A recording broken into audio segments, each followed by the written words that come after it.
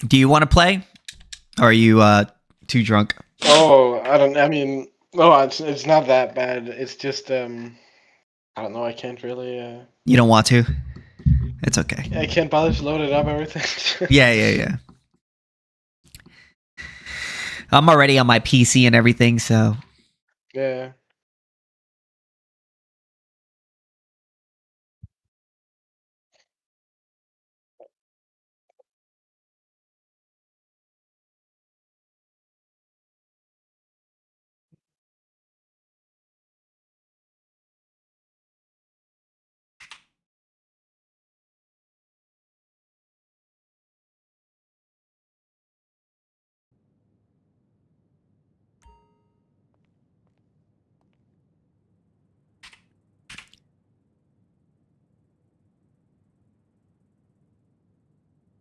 all right, guys, I am live.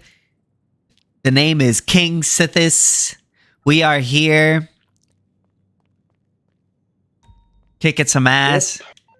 I'm with my buddy old pal, Anarcho Doggo, Ancap Doggo, Yeah. Xanarcho Zoggo. Yeah. I should probably change it back. It was Ancap Doggo, right? Yeah. Yeah, it was. So I don't really know why I did this Narco Doggo. It just felt it sounded cooler, I guess. I mean, hey, it is what it is. It is what it is. Anyways. So, let's see what I can do. They're arguing, oh man, that guy anti-cannabis is something else. He's annoying. Yeah, very annoying.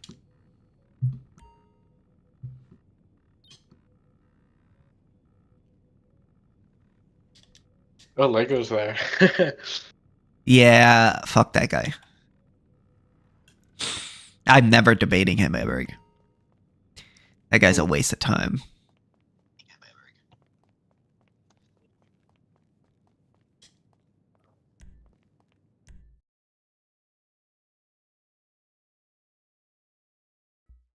Shit, I should probably get a haircut soon. Hair's getting too long. Starting to look like a lesbian.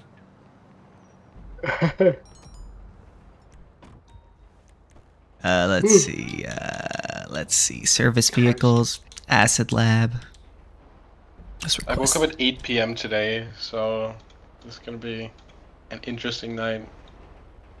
I woke up early today too. I woke up at 8 o'clock. No, 7 o'clock. I said 9. I said 8 p.m. Oh, at night. Yeah. Now it's 4 a.m. Shit, bro. My sleep schedule is so fucked. Yeah, mine is too, man. I did a bunch of DoorDash today, which I'm pretty happy about. I created an alt. Then I went back on that Liberty Guild Discord server, and there's like 60 messages of just them talking about me and complaining about me after they banned me. Wow.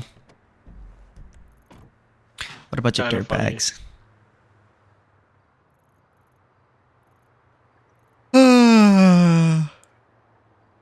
Damn it. I hope somebody joins soon. Yeah.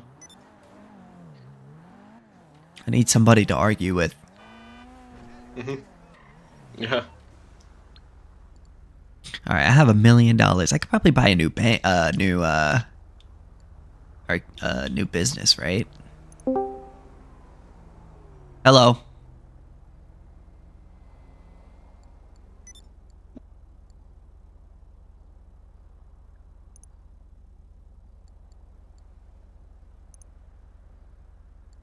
You got a mic? I guess not.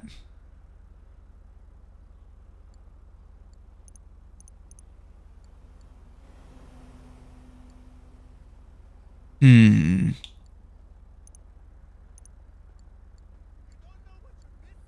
You seen that Zula's gonna debate Dave Smith now? It's confirmed. Yeah, that is good. I can't wait. I can't wait that's for gonna that be fun shit. to watch. He's never gonna win. Oh, that was a bot who joined. Wow. Oh, Dave Smith is never gonna win. Yeah. Yeah, he's gonna get destroyed. Yeah, I really don't see him winning. It's gonna be really bad for him, I think.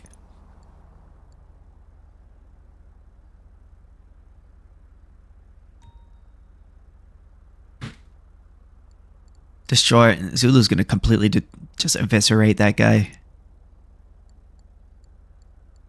Let's see. Maybe I should buy a nightclub, right? Oh, the nightclubs are not that expensive.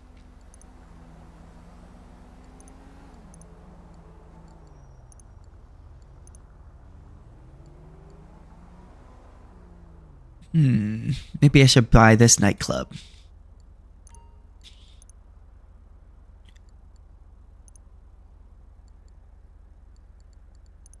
Because I know the nightclubs. I hear they make a lot of money.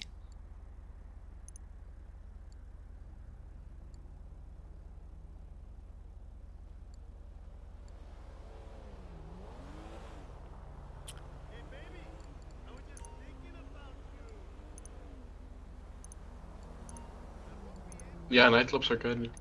Shit, I need to make more money in order to do that.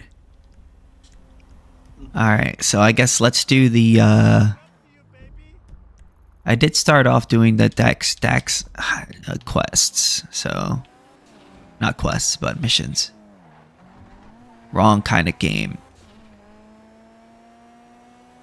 So let's finish that off. Maybe I know that I can make like quick amount of money off of that.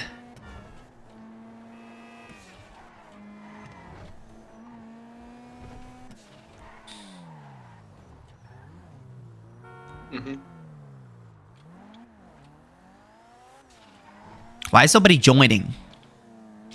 Yeah, I don't know. Maybe taxation and stuff is just boring. I don't know. I'm thinking what I can maybe change it to make a difference.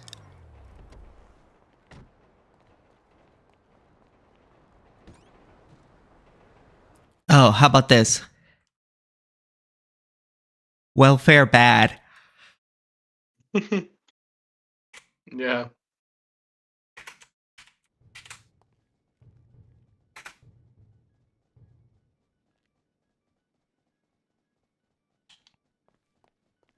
There you go. That should be better. Maybe somebody will join now. Yeah.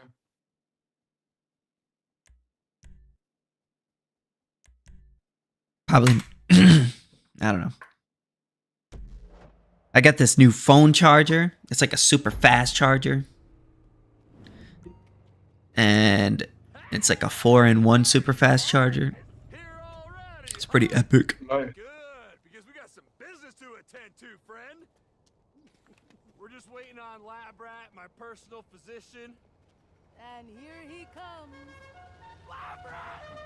Have no fear, it is I! Badonkadonk! Badonkadonk! Hey, Dex! Right here, man, right here! Gotta go to the bathroom real quick. Be right back. Yeah, no problem. Let's get some of those beers out. Let's get some of those beers. You should probably also delete that bot gif from your chat here. Wow! Let's see. Got an assistant now? Changed my life. Yeah, let's do that. Oh, Lucha, come give me a stretch. I need a stretch after that ride. Hooligan love, come on. Oh, you're getting heavier, man. Fully intentional. Done. Larger people Very around good. here and harder to kill. Do the spin thing.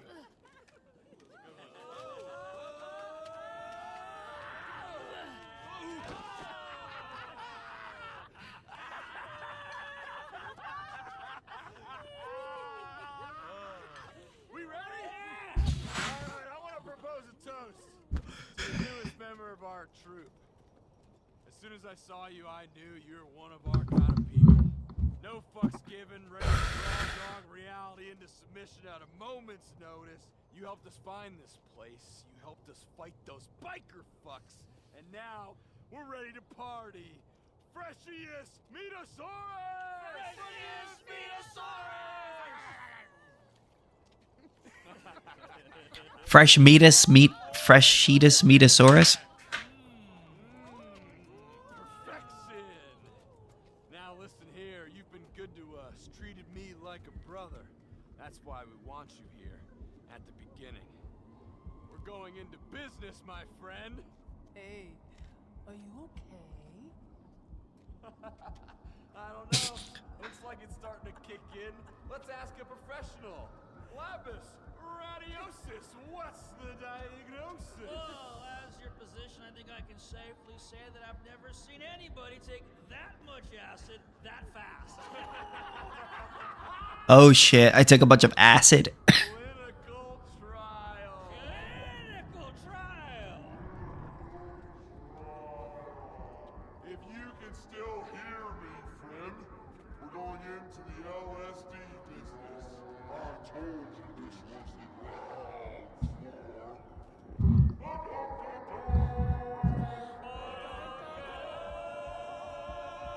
Badonkadonk.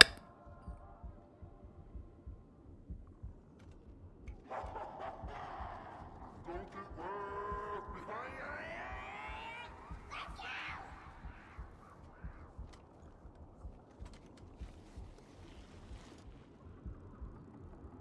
Down the hatch, my friend! That was a radical fucking move! Welcome to our clinical trial, your initiation! Soon every man, woman, and freak in Los Santos is going to be tripping these exact balls right here! Badonka-donk!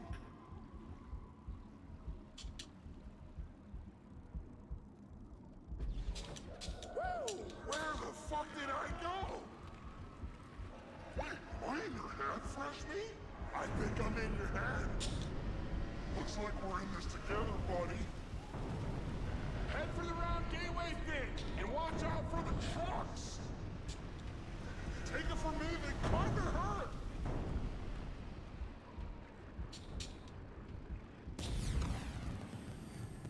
No fucking way.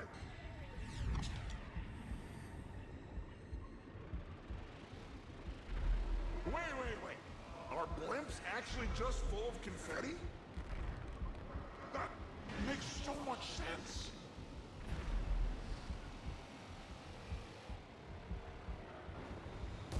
Dude! Careful!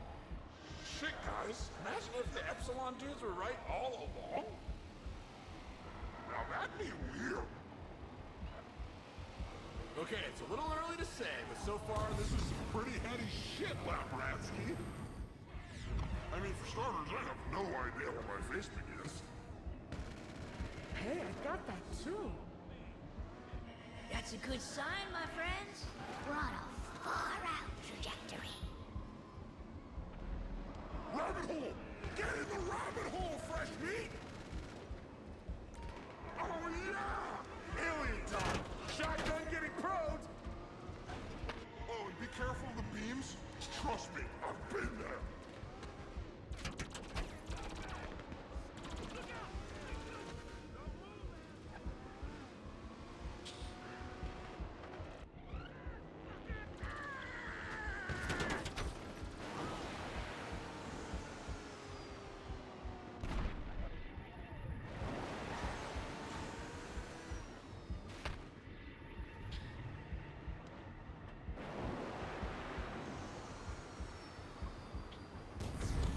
Don't fight it!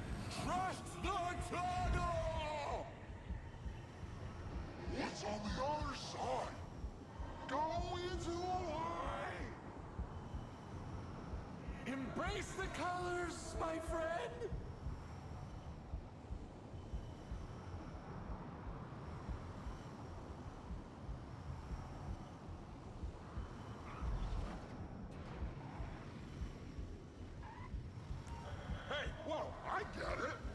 is backwards, left is right, up is down. Or wait, was it like this all along? Oh! The tunnel is my favorite part!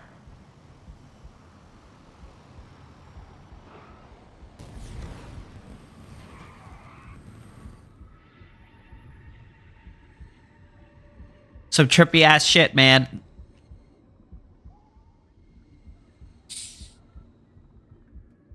Hey, look!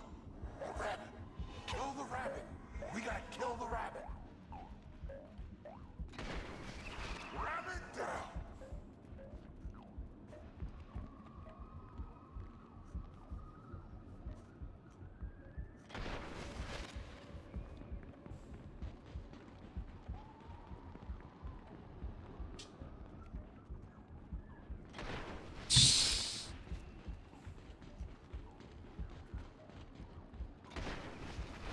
What did the rabbit do to you?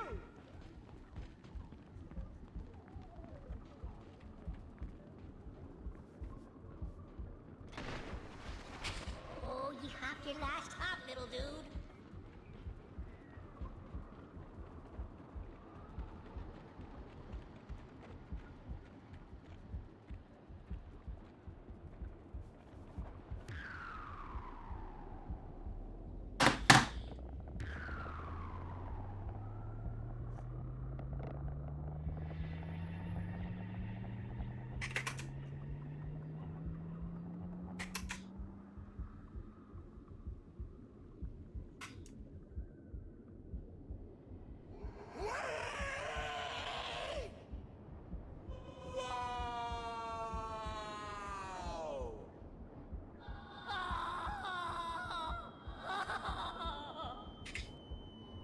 My bodies! They're down there! I'm coming, my body! Let's go, let's go!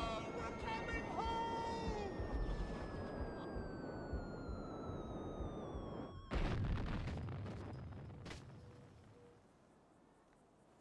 Whoa, bro. Wow, just wow! I don't even know what to say, guys. How cray-cray was that? We've been to the other side together. We've bonded. This is the shit right here the government should be putting in the water supply. Badonkadonk! Balonkadonk.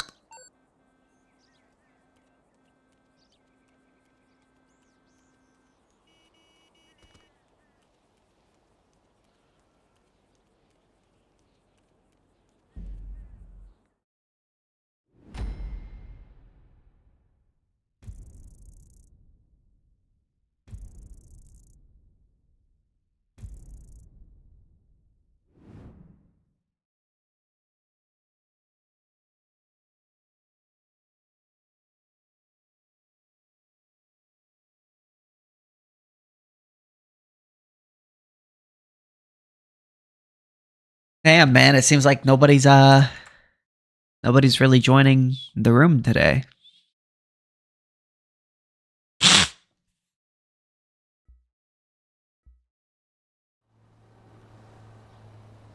Damn, that's weighted.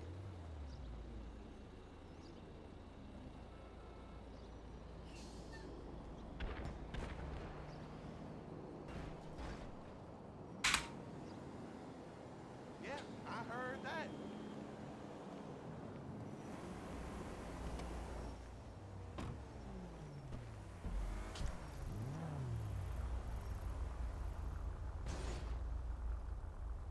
Yeah, let me get the AC going.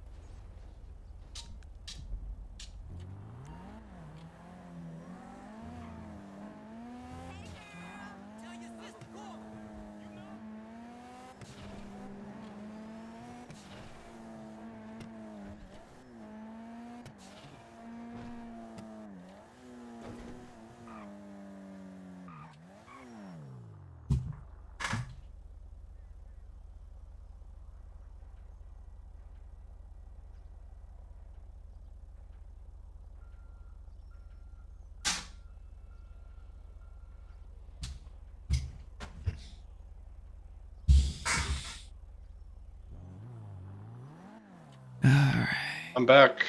What's up, dude? Yeah, not much. Yeah, no one's joined yet. It looks like.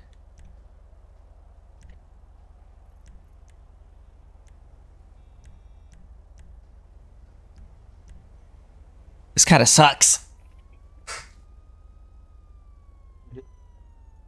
Normally somebody joins by now. What's it been? 21 minutes now? Yeah. Has no one joined? Nah, Well, not even one person.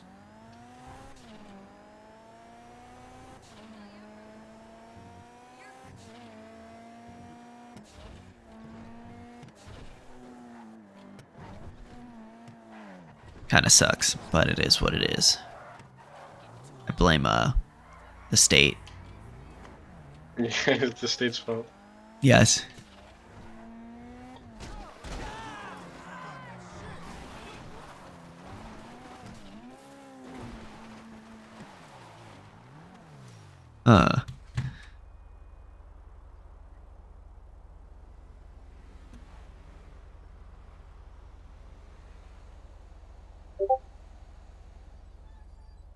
Look, taxation of theft has made a room in the... Let's join Hibbs. Yeah, let's. Hey, hey, I'm live. Cool. How are you? Hey, Josh, this is live. Be aware. Okay, why are you gay? Bro, there's barely anybody in this. Oh, no, there is a lot of people in this Discord. Never mind. What? There's like 100,000. Is that not enough? No! No, I'm just kidding. Yeah, it's a good. What you doing, man? How you doing? Doing fine. I'm having, Both of you guys doing I'm good? having pain, having sharp pains in my upper right abdomen when I cough. I don't know what that is, but I'm fat as hell. A fine... You thought who this? A faint tano? How's it going? It's a faint noise. It's me. It's a faint noise. Yeah, it's supposed to be a faint noise, but it says like a faint no. Yeah. Yes. My slow brain was having a little bit of time. Took a bit to compute it. People thought it was like people were unironically calling me Anthony Fantano. Xanarco can't join? Why not? Is he banned from this server? Holy shit! What? Wait, What could you do to get banned from this server? Like, I don't know. it has to be bad. Really bad. Because I've seen people say all sorts of shit in this server. oh, it's that issue again. I have no idea how that's happening. It's locked. Yeah, but I don't. Y'all were able to join. I don't get why Zogo's not able to join. They just don't like him, I guess. But this They're is like, my don't room. let him in with his backwards ideas. Even though we all believe the same thing. Wait. Let me. Maybe ask a mod or something like that. What is his username, real quick? Xanarco Zago. Spell it. ZNARCHO space ZOGGO. Okay, nothing shows up when I put that in. Does he have a different like username?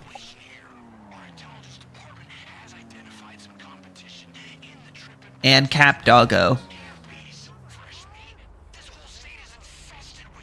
Ancap Doggo? Yeah. I don't see why he would be banned. I wouldn't have banned him, but let's see what happens if I try to unban him. I think he'll be good then. I hope so, but I got no fucking idea.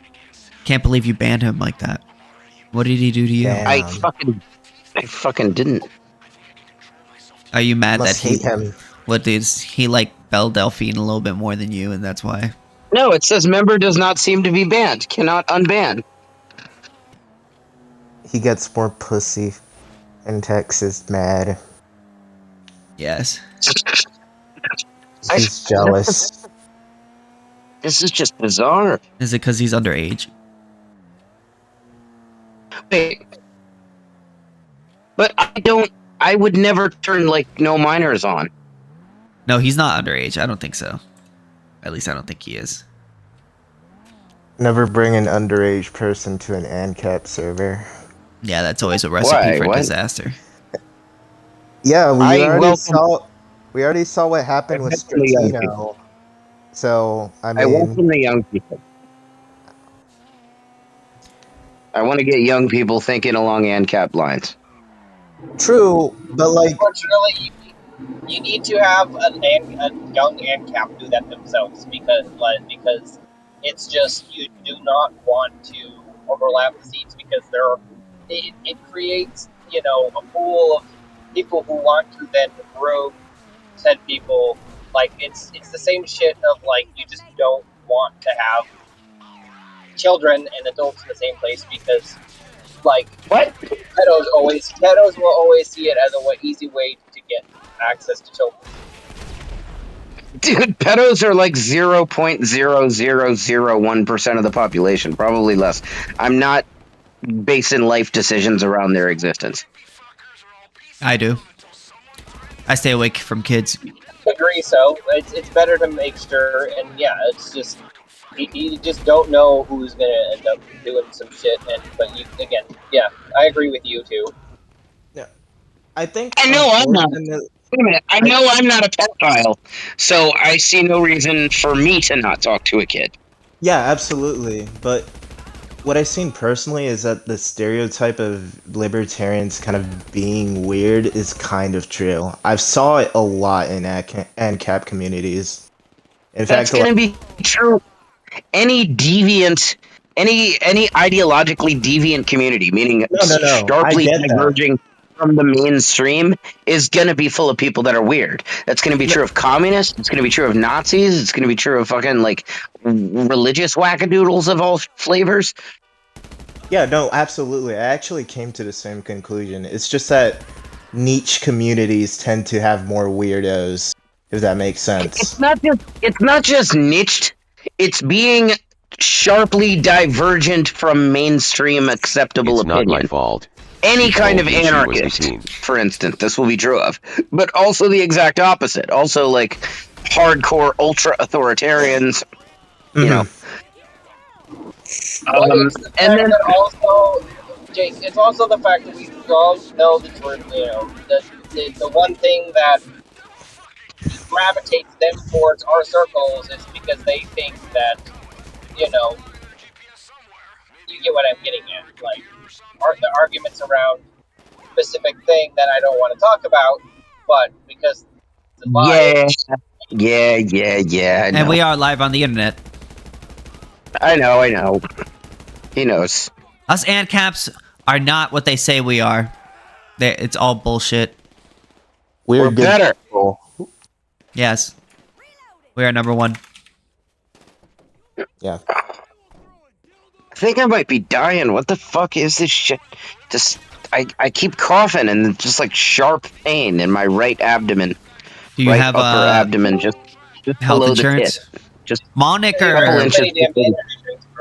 What's up? What's up, Moniker? I have health insurance, but the problem is I can't afford the copay for a checkup.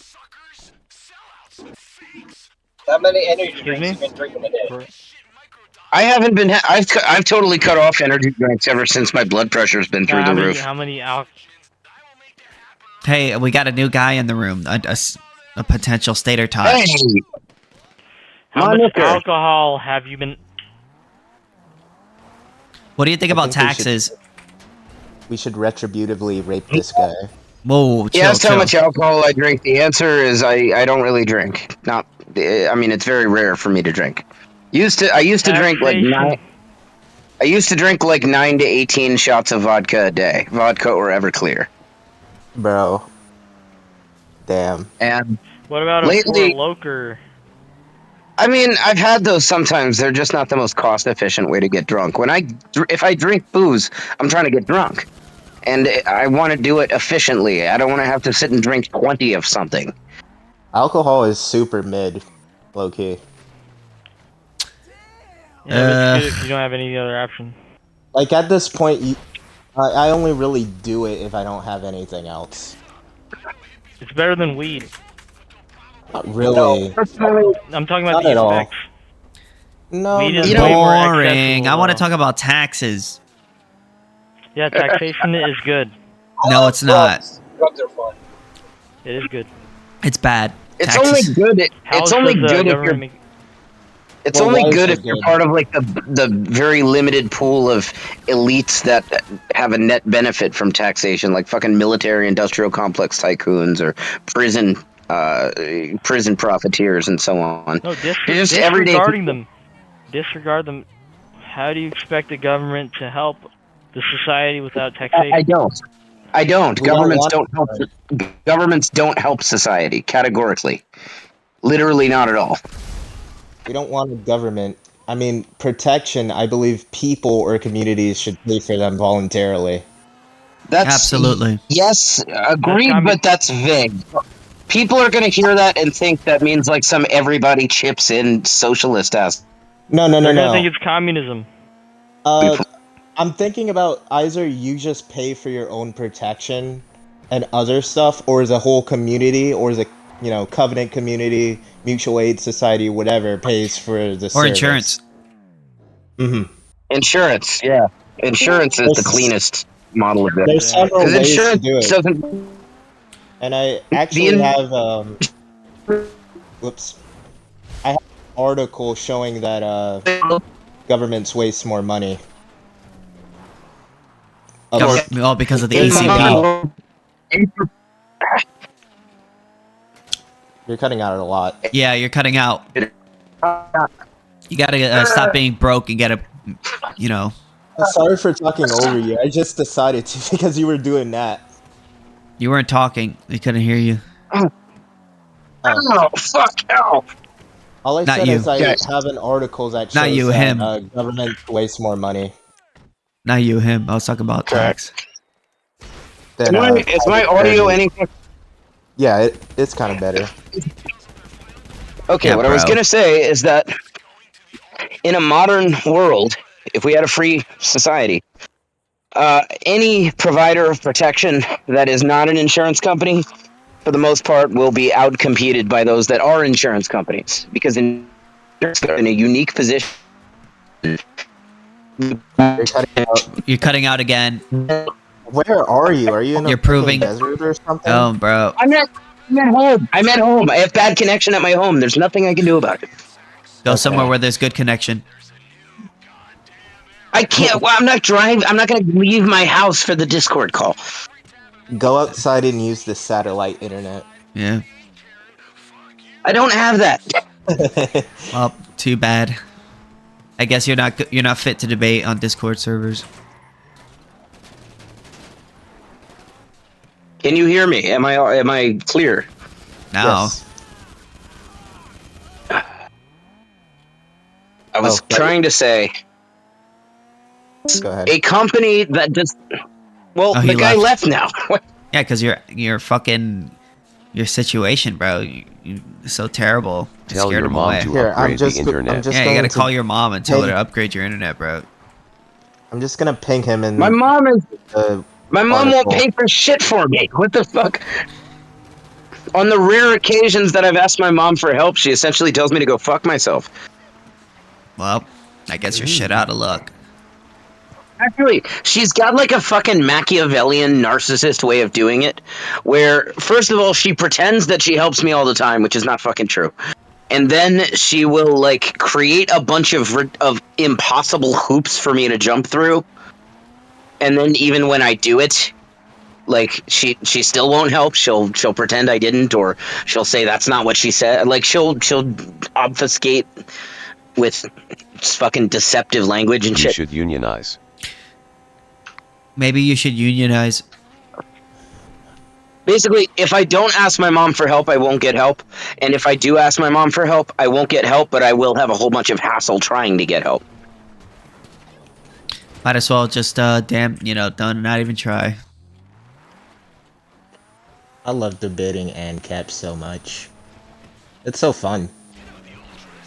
Why, you're not an ANCAP? No, I am. Oh, yeah. He's saying like debating in favor of ANCAP. Yeah. I know, but I know, man. Me He too. means debating. He didn't mean ANCAPs plural. Yeah, He I means get debating about anarcho-capitalism. I think I might become more of a Hoppian later because I'm not sure. I'm not so sure that insurance can really do everything.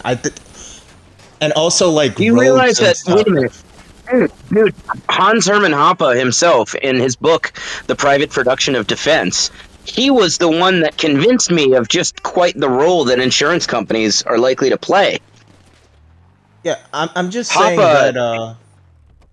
I'm just saying that like with roads and stuff, I feel like it's better for Covenant communities to do that.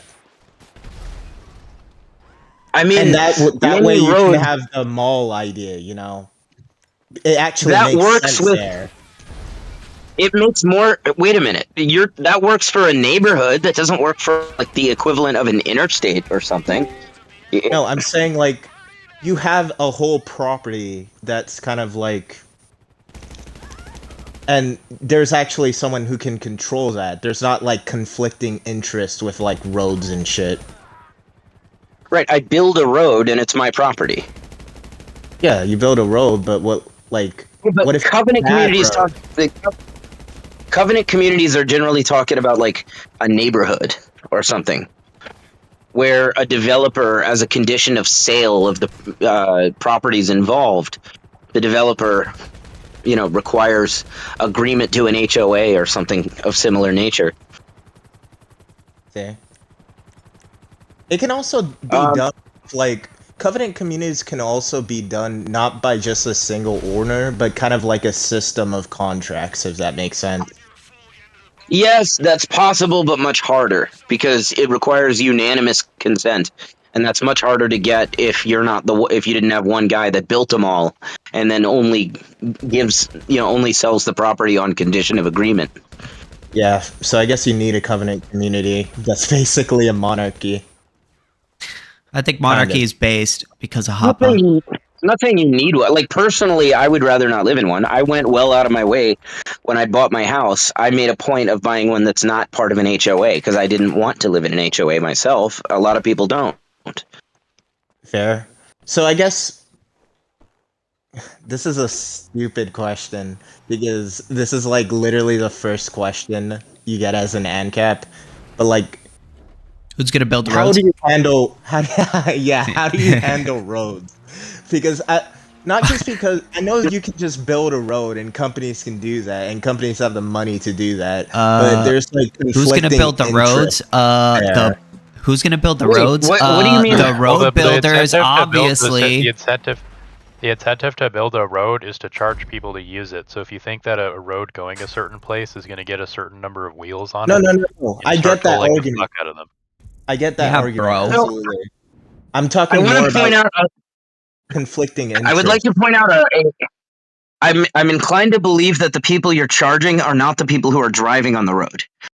Rather, the drivers are the product, and the customer is the businesses that want to set up shop on that road in order to capture the traffic. Kind of like how a shopping mall works, just scaled way up. That doesn't really explain like highways though, because you're mostly just going to be charging trucking companies. The customer of a highway is gas stations, motels, Cracker Barrel, billboards, or billboard advertisers and so on. I mean, the billboard alone could pay for billboards alone could pay for like they're the largest user of highways. I think doing it as a shipping company, that means you have to set up an expensive and logistically difficult mechanism for enforcing that drivers have to have paid, or at least if they're trucks or something. And I'm not saying that's impossible, but that is harder. It's much easier to charge stationary users. That is, most. They are the ones that have the most incentive to actually keep those roads maintained because that's how they get their products around. But like, I would think the owner. The owner has more incentive. At least it's a more concentrated the owner incentive. of the road? However, what do you mean? it is What do you be specific? the guy who owns the company that builds the road in order to charge rent. He has the most vested interest in maintaining the road. Like if I go build a road, if the road is in bad shape, then the rental value I can extract from that road is diminished. But if the road is in great shape, that improves the rental value of space on the road. Hold on. So who's going to build the roads? I think what the other guy is trying to hint at, though, is that the road building guy is just going to get dwarfed by like UPS or FedEx or something because they're huge and they want the roads more than the road guy does. No, that's not what I'm. What do you mean dwarf? What does dwarfed mean in this context? Presumably, like not as rich as like the Like most the mythical influential dwarf? shipping company in the But entire like region. Tex. Right, they help him get. Yes. Okay. So yeah, I get the argument on why it's probably people are incentivized to build roads, and that problem is completely solved under libertarianism and shit. I'm more so talking about like, what if you build a road but it's a bad road? Like, what do you do in that situation? And other people want to build better roads, but it has to like pass through his road, if that makes sense. You shoot him in the kneecap.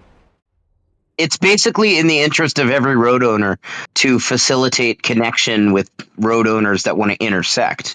In other words, if my road prevents you from being able to access this other road, then you're going to avoid my road, and that detracts traffic from my road.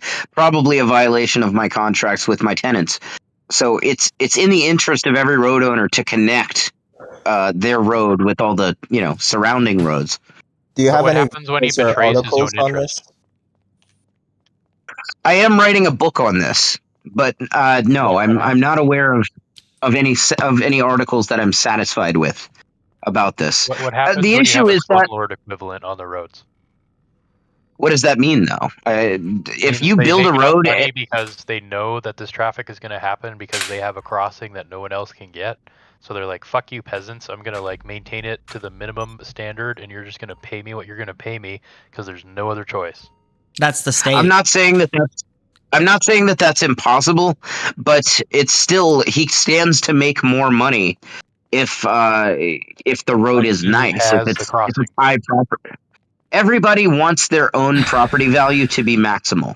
So it's true that if your road is situated, if your road is situated in a certain location that guarantees some amount of demand for setting up shop on that road, then yeah, you can still make money. You can be the slumlord, and I'm sure someone somewhere will do it. I assume. But that said, you can make much more money with a rather negligible investment if you maintain a high property value on the road. So you don't have to do that to make any money, perhaps. If you have a good location, then that maybe guarantees you some. But you could make more, and generally speaking, people want to make more. Also, like, I mean, I guess it's kind of if you make a road people can't cross or whatever, I think you're just forestalling them, and that's like a violation of the NAP. No, that's not. So I guess there's a point. There's a point where you can just say "fuck you" to the owner, basically. Wait, that wasn't. We weren't talking about. That's the only real answer when you have like a monopolistic force on a resource that's being like inadequately maintained. It is violence. That's I'm why, not like, sure how you can have outperforms. a monopoly on roads. I'm not sure how that would be Maybe possible. I misunderstood what the question was. I thought the question was, what if you have a road owner who, his customers kind of have to be there, or at least it's impractical for them to move to a different road or something, and so he just totally neglects the road, lets it go to shit. But it sounds like the question that a faint noise was answering is more along the lines of, what if a road owner is like, they have a donut-shaped property or something, and they're trying to like imprison people with the road by saying you can't cross it. I was just mentioning that. My question was just basically just like, I don't know. It's just conflicts of interest, basically, and how that'll be solved. Because roads are kind of monopolistic in the sense that, if you build a road, then... Man, I lost my train of thought. I hope you get what I mean, though. Sense that this sounds like an oversimplification, but they're monopolistic in the same sense that I have a monopoly on houses that are situated right where my house is. Well, no, Yeah. because not everybody is forced to go through your house to do something. I'm not sure how Technically, nobody is forced I'm to not use sure a how it would be road. possible to be Well, like, a for example, monopoly on a road. If my business lives or dies on my ability to like ship apples to a city that's connected by this road, and the geography of the area makes it like economically insane to try and put a road anywhere else, and this motherfucker has the road and he's just like neglecting it, and all the trucks that I have to pay to ship my apples are charging me up the ass because they keep getting like wrecked tires and shit just trying to get my apples into that city. That's the type of situation. I think at that point, it's kind of like, if you do that, then you're just forestalling people, and that is aggression. That's not It'd be aggression. against- That's not aggression. There's no stopping people That's from just building another incorrect. road around it. That's just Like, they're incorrect. It is, though. I just told you the geographic region. That's not forestalling, and that's not aggression. No, Yeah. You're asking people to like straight dynamite blast through a mountain. Say you lived in a valley, and like they're surrounded by, like you're saying, yes, it's a donut type property, but instead this donut is then surrounded by a mountain, and then there's like only one way out of the valley, and you own the plot in which the road has to go through, etc. And you Like, neglect it. yeah, you're gonna be that asshole. Probably, if you're impeding the rights of all of those people to be freely able to travel, then you're probably gonna get your ass fucking lynched. Yes, that's the Being correct honest. answer. Like, people That's will- not the correct answer at all. I don't know what kind of I'm not saying Ancaps people you guys will. are. I'm not saying they should. Yeah, you guys but are I'm not saying Ancaps, respectfully. You are It's like a person violating their right to travel. No, you're not. That's No, but you don't. It's You don't. aggression. Where in ANCAP philosophy does it say you have a right to travel? No, it does. Where? You don't have the- you have the right to still- Forestallment is basically violating the rights to No, travel. how? And Zulu wrote a lot of stuff. No, on no, no. forestallment. He was talking about that in the situation of a donut homestead. Yeah, and it's You based. have the right to egress. You have the right to leave. Yeah, If this people is. are We're not preventing you talking from about leaving a bad homestead situation, donut. We're not And the talking about a reason why donut homestead here. homesteads are bad is because you're Yeah, preventing but we're not someone's talking about a access to donut. unowned property. Hello. We're not talking about a I mean- donut homestead. We're Dude, talking about I'm a road. explaining the this principle was the of example why we it's gave. It was bad. the same one. The I'm example talking- is that you're geographically like gridlocked and there's only one path in or out. Now, Yeah. let's That's say why we have the right to egress with whenever people have properties on, unfortunately, stupidly, in a public access like a I wouldn't call it waterway. aggression either. I would just call it force. Force and aggression are completely different. You're initiating a conflict when someone is trying to travel somewhere that's unowned, and you're basically preventing them from going there. That's what I'm saying. That's only true if that person is the only way of transport of leaving That's your what we said, property. like, 10 yeah, times. yeah, okay. Yeah. That Sure. was the whole premise, was that it's the only way through. Oh, in that case, then that person would owe you an easement to allow Like, you for to come example, out. what if I'm trying to go to McDonald's, but someone just has a fucking loopy road around it or something? Like Oh a yeah, whole... that's another thing. So say you do have options, but that option, or no, say it's like the same situation, but this guy could build a much more efficient road, but just chooses not to. It's just fucking loop-de-loop bullshit to make you burn gasoline because he's in cahoots with like a gas station down the street. He would have to give you an easement in and out of your property. Well, no, the easement's granted. He fulfills that requirement, but the thing is, you're burning like a shit ton of gas because he makes you like run in circles multiple times before you get to your The destination. thing is, there's still a market for people to be able to compete and build roads, though. Yeah, if he impedes The you, only time if he becomes an impedes issue- you in any way from leaving your property, that's claiming He's not property that he impeding. He's doesn't. not impeding. He's just adding mileage.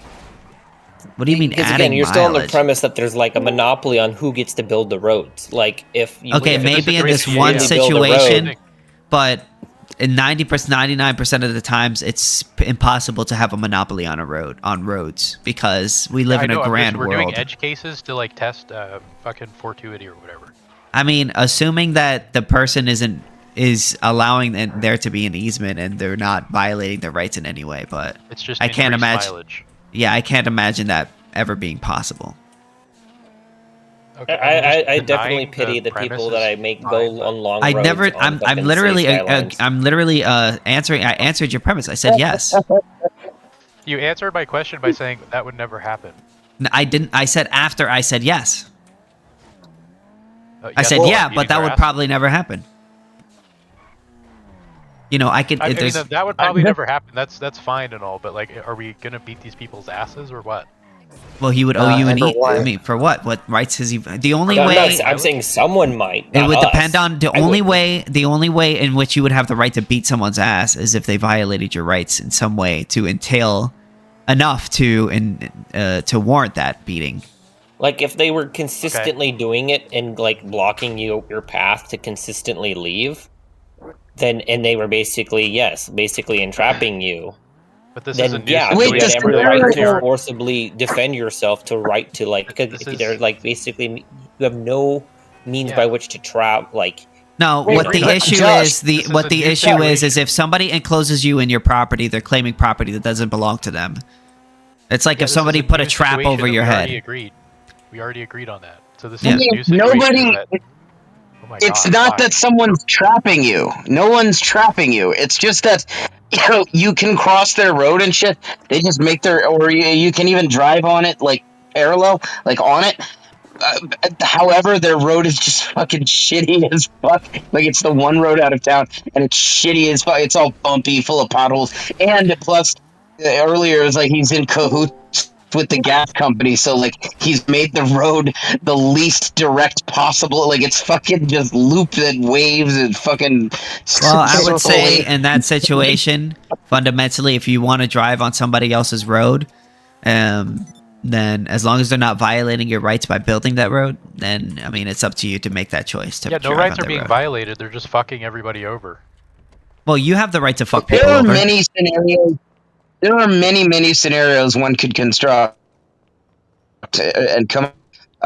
Basically, you're doing shitty things that fuck people over that would not be and should not be illegal. That are just shitty anyway. You know, Also, is fucking somebody you can walk over up to a rights every- violation? Like, are you violating What? that person's rights by fucking them over? Like, if I I said have no, sex like, with 3 my, times. Like, like, if I what? have sex, No- like, no rights I are know. being I'm just saying. violated. Hold on. Listen. So, like, let's say if I had sex with my girlfriend's sister, right? Like, I kind of fucked her over, right? But obviously, like, I don't think I deserved any prison time or jail or anything like that, right?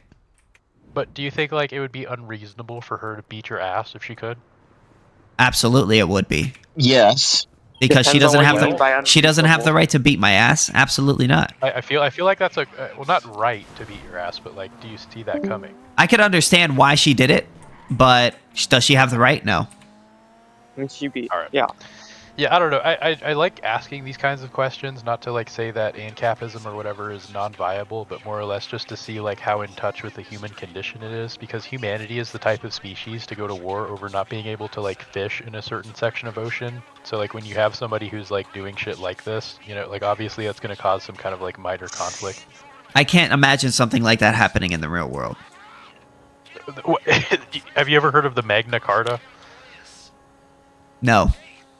It was like one of the first legal precedents in like all of humanity. It was like one of the first like set of like real codified laws.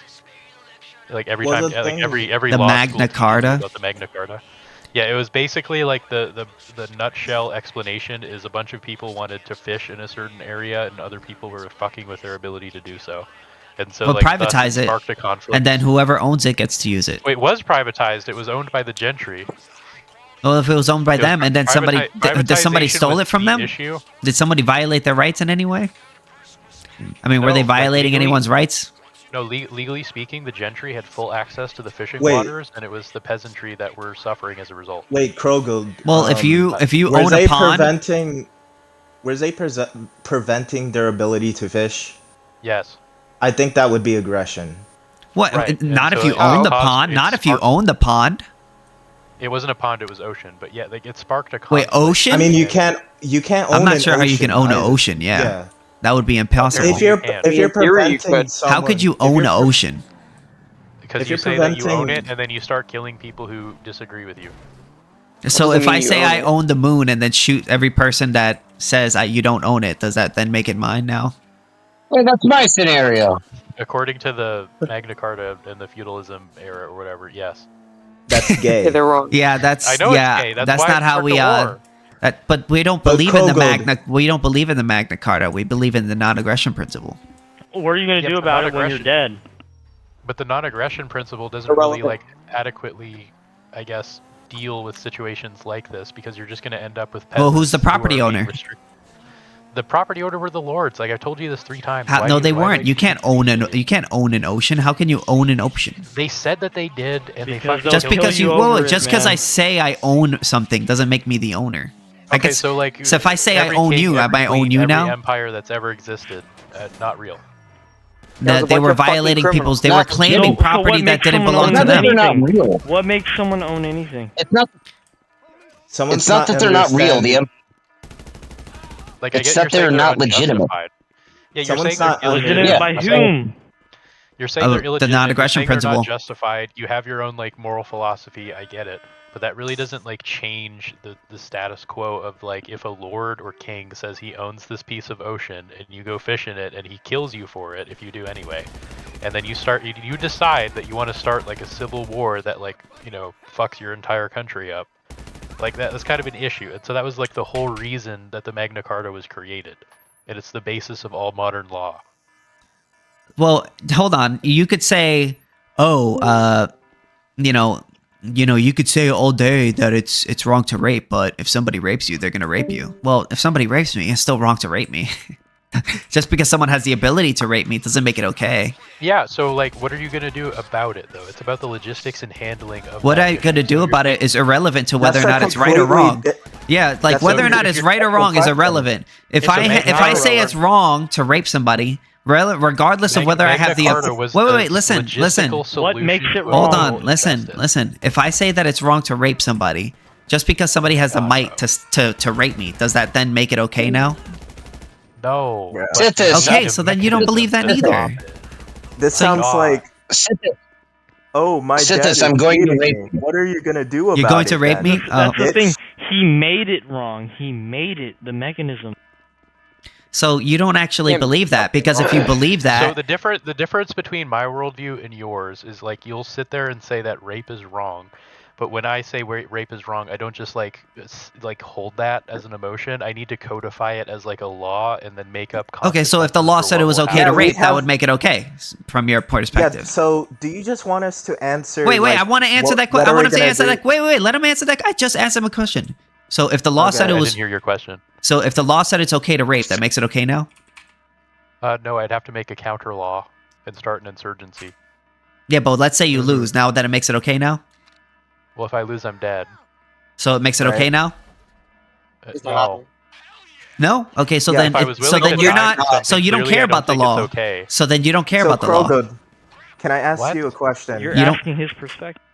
Yeah, but I asked ask him. you a question? He just said, "Oh, Sure. well, the law says that rape's okay. If the law says rape or this Yeah, is but okay, King said that you're makes it confused okay." because you So think I I'm said, trying to say "Okay, the well, law if is like rape a says, moral oh, if principle or something, it's not. The law is a solution to moral principles. So like, if you think rape is wrong, you yeah, should, but like, I'm make a not. system to Wait, stop I'm it. not talking. We're not. The non-aggression principle isn't just a moral principle. It's a legal principle Yeah, too. it's just a string of fucking emotions. That It's has, a like, legal no backbone principle. and You gets do know that, bullied by right? everything that actually Not has just like a an army string behind of- it. The It's a NAP is a legal principle. It's what ought not be. It's what we believe the law Which should military be. support it? I don't understand. So okay, so if there's a military supporting a government that says rape is okay, that makes it okay now. Well, that just means a bigger government's going to come in and stop them. I didn't. probably. That's not what I asked you. What? Like, this is a world of might makes right. Like, what are you like? You Yeah, keep so, trying to okay, conflate so whether might or makes not I right. think You believe something's that okay might- with whether or Okay, not it's a law. so you believe that Understand might. the difference Yeah, yeah. So you isn't believe. ought. Yeah, so you believe that might makes right. So if you're on an island and someone has the might to rape you, you're saying that's right. No. So then you don't believe. So then you don't believe that. You're confusing like moral right with like just the law of the Wait, land. did he not just say Fucking might makes moron. right? Did he not just say Can you might stop makes right? conflating morality with legal. Like, can you not do that? That's Sithis, gay. do No, you no, no. agree with He every did law? just say might makes right. You did say that. Do you agree with every law? Might No, makes right I believe in the sense that you can non-aggression perpetrate principle. What you believe is right through might. It doesn't mean that you're objectively correct. Well, you said might makes He right. just means that. Okay, what he means, I think, is not actually that might makes right. He means might makes happen. And I think his objection is essentially that postulating the ethicality or the unethicality about something is useless without a means by which to uphold, rules concerning right behavior. And maybe he does or maybe he does not know that Ancaps do have prescribed systems for the institution of the prohibition of wrong behavior. My guy, do you know that? Like, do you know about Ancap legal systems and stuff? Well, before you get into that, I do want to respond by saying that it doesn't matter regardless of... It doesn't matter to me whether or not you have the ability to protect yourself. Your rights are still there. So, for instance, if you don't have the ability to protect yourself from being raped... I don't think anybody's really disputing that. Maybe I'm putting words in this guy's mouth. Oh, he disputes I'm not that. disputing that. He keeps conflating it and accusing me But of disputing Krogo, it for some can I reason. ask you a question? Alright. Do you just want us to answer like the question of like, what should we do if someone aggresses or in certain situations? Because we do have that. Yeah, and that's a completely different question as well. Like, it's kind of It's irrelevant like, are you going to turn it morality. into a system of force by which you can enforce like anything? Yeah, Or are you just absolutely. gonna Yeah, go, absolutely. "There's wrong"? It's Yeah, called actually, political law. taxation Well, then is you theft agree is with the Magna person Carta, so perfect your person original to objection answer was, these like, questions. baseless. I don't understand. What are you talking about? No, So my originally, my the only Magna Carta was argument, objective. my only argument against you was that you were basically making it seem as if, oh well, if somebody has the might or the will or the strength to enforce their will You're the upon only their... person in this room who has that perspective. Nobody Well, else you here were the... has accused me of- Whoa. Don't Nobody act, else don't in act, this don't room- sit here and act like I'm crazy Nobody when else you in were this the room ones has that... Wait, accused stop, me don't of interrupt saying me. that might Don't makes interrupt me. moral right. Like, You nobody. literally I said just that. clarified You that those that's words not came what he out of was your saying. mouth. Those words came out of your mouth. I'm not putting anything in your mouth. Those words came out of I your mouth. clarified what he meant. Okay. It was just clarified what he actually meant, though. I understand that, but now he's acting like I'm crazy for saying that he believed that when he literally said that he believed that. Okay, I don't so think don't rape act like or I'm slavery crazy or when you genocide said is that. okay just because you can do it. Like I said that No, several we could times. go into now. Taxation is theft is the perfect guy to go into how we would protect ourselves in an ANCAP legal system. So he could take it over. Yeah, sure. Yeah. I think the short answer is the most likely candidate for rights enforcement in a modern ANCAP society is insurance companies. A company that is indemnifying a person in their property is in a uniquely advantageous position to be able to offer them physical protection bundled in with that service cheaper than anybody else could. So you have your insurance company and say, I come and I do a bunch of bad stuff to you. I take your car away and put stuff in your butt, against your will. And you want damages for this. You want restitution and, for me to be punished. You go to your insurance company, say Allstate, and you explain that, I've committed this crime. You furnish to them whatever evidence you might have, your Ring camera, whatever there is. Right? They conduct an investigation. They determine that I'm the criminal, that I'm the one who did this. So, but I have my own rights enforcement company, and they're in the business that we could say insurance company. I have Geico, and they're in the business of making sure that y'all can't just arbitrarily just come take my stuff as supposed restitution, accusing me of something I maybe didn't even do, or maybe I did, but it's in their interest to protect me. I'm the customer, so they want to protect me. So they can't just come take my stuff. So what they do instead is your company, Allstate, they go to my company, Geico, and arrange for essentially a trial. Now, the two of them have pre-agreed long before the crime even happened, most likely, that in the event of a dispute of such nature, they're going to bring it before, say, Amazing Adjudication, or the American Arbitration Association, or the Mediation Center, right? These are professional private dispute resolvers. You could say private courts. They already exist. This is already how insurance companies generally resolve their disputes. each one of those courts has its own set of policies by which they will adjudicate disputes, that they essentially the laws that they advertise, therefore that their customers, the rights enforcement companies, and the customers of those companies are under those laws. It could technically be the case that if you're my neighbor on the right and I have another neighbor on the left, you and my neighbor on the left have different rights enforcement companies, then the law between me and you may be slightly different than the law between me and the neighbor on the left. That sounds confusing. No, I get it. But The generally issue is, though, what speaking, happens when one of those rights enforcement hierarchies decides to do something tyrannical? well, shoot a 'em. key detail for this whole system to work, a key detail, a key element is decentralization of the power to wield force. That's kind of the distinguishing characteristic of an anarcho-capitalist economy, as distinguished from almost any other system. In this system, we're relying heavily on the premise of diseconomy of scale kicking in far below any dominant market share in the sector of security and force. Now, assuming that is the case, which in a labor-intensive industry it does appear to be the case, assuming that is the case, even the largest firm in that industry is a drop in the ocean, is tiny. Now, force is congealed within this sector by contractual backup contract networks. When you enter the market as a security firm, as a provider of force, it's immediately obvious to you, hey, I'm not the biggest army in town. I need to make sure I can't just get rolled over by whoever's got a bigger army. So you go to other firms, other pre-established firms in the industry, and you enter into a backup agreement with them. It essentially says, I'll back you up, you back me up, but wait, I'm not going to back you up unconditionally. That would be financial suicide to say, right, I'll back you up no matter what you do. You know, you can go pick conflicts, commit profitable crimes and rape and pillage, knowing you can externalize the costs of the consequences to me. That doesn't make sense for me to agree to. So what I will agree to, I will back you up only on condition that you do everything possible to avoid conflict. And that means being amenable to arbitration and then abiding by arbitration outcomes, first and foremost. We saw exactly this mechanism has played out numerous times throughout history. Essentially, whenever you have decentralized force, something like this tends to emerge. We saw this within the between the surety contract partners within the Brehen private legal system. We saw it between the Tuaha. Similar arrangements emerged in medieval Somalia, as well as in Zomia. We even see the same basic template playing out in between prison gangs in modern America, like of all places. It's kind of just a weird, almost inevitable function of game theory. Yeah, no, I get that, but like, I just so the what is its immune system against? A what? Say it again. Debaters and bystander What's racist its immune cities. system against something like I don't know, like mass lobbying? Like, say there's one big company that makes cans of, let's just stay on theme. Let's say they make cans of tuna, and their tuna has some like toxic shit in it. I don't know. And for some reason, this tuna company is able to successfully like lobby all of your different insurance syndicates into being like amenable to them.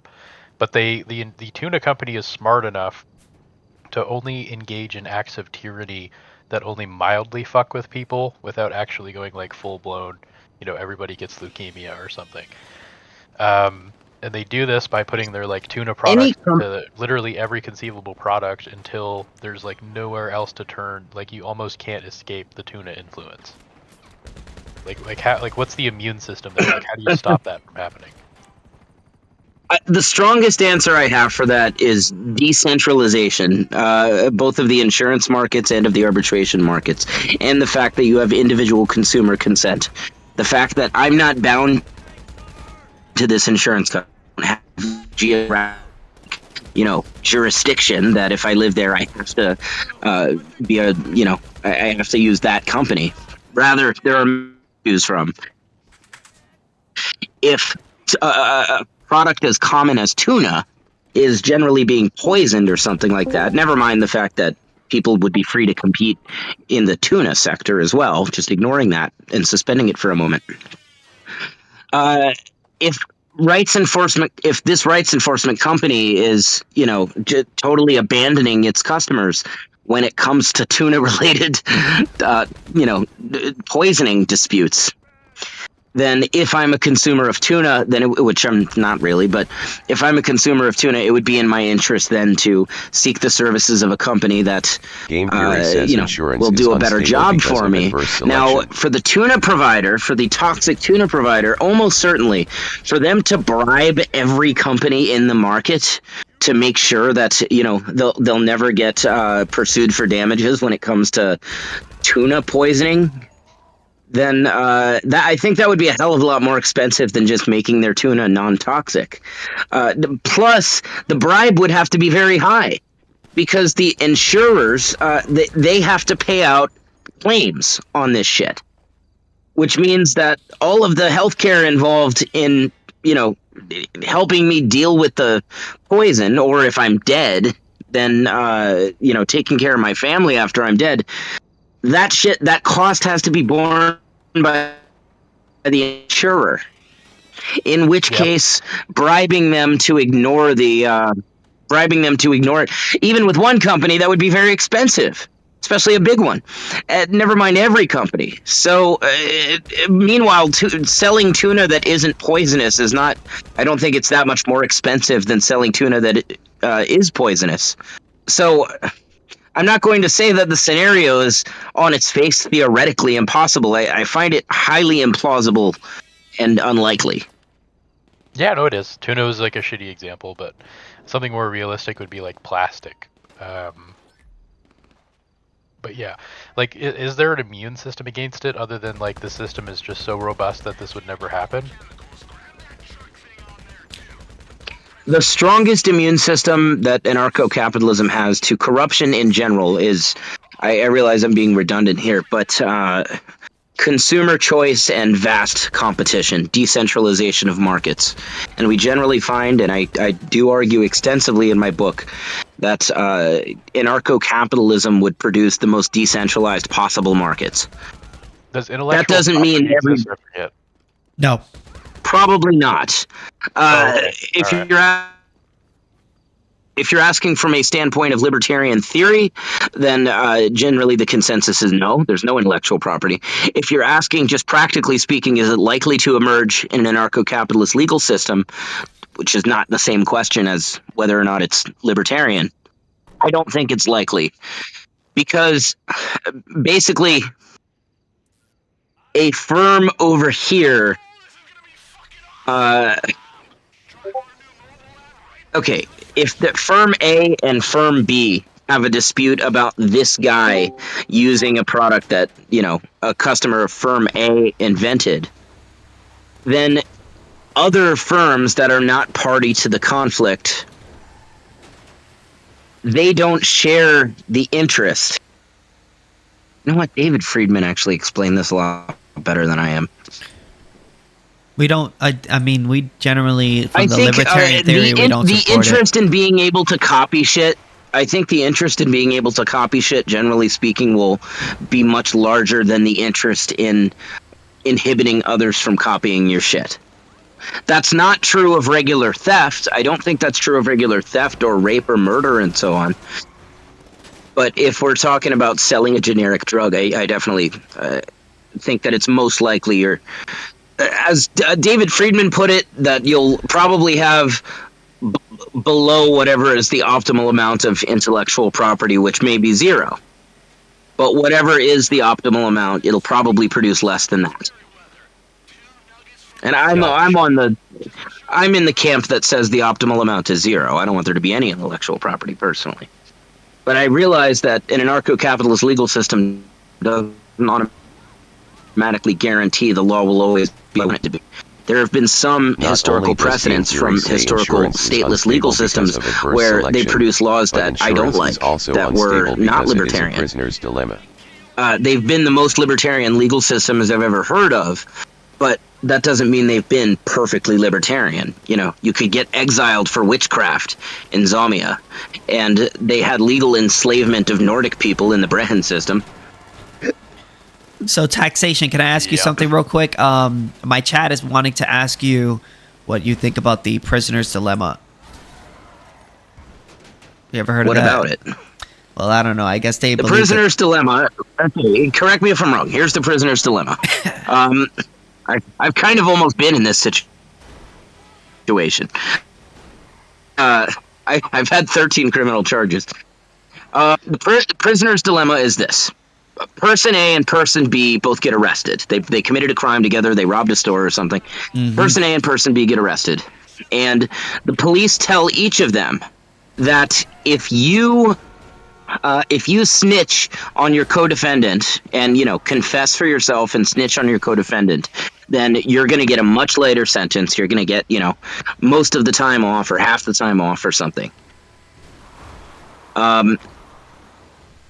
If the other, more specifically, insurance then suffers you're from going to feel the tragedy weight of of the the law. commons, moral hazard, If neither and adverse party selection. snitches, then they both walk.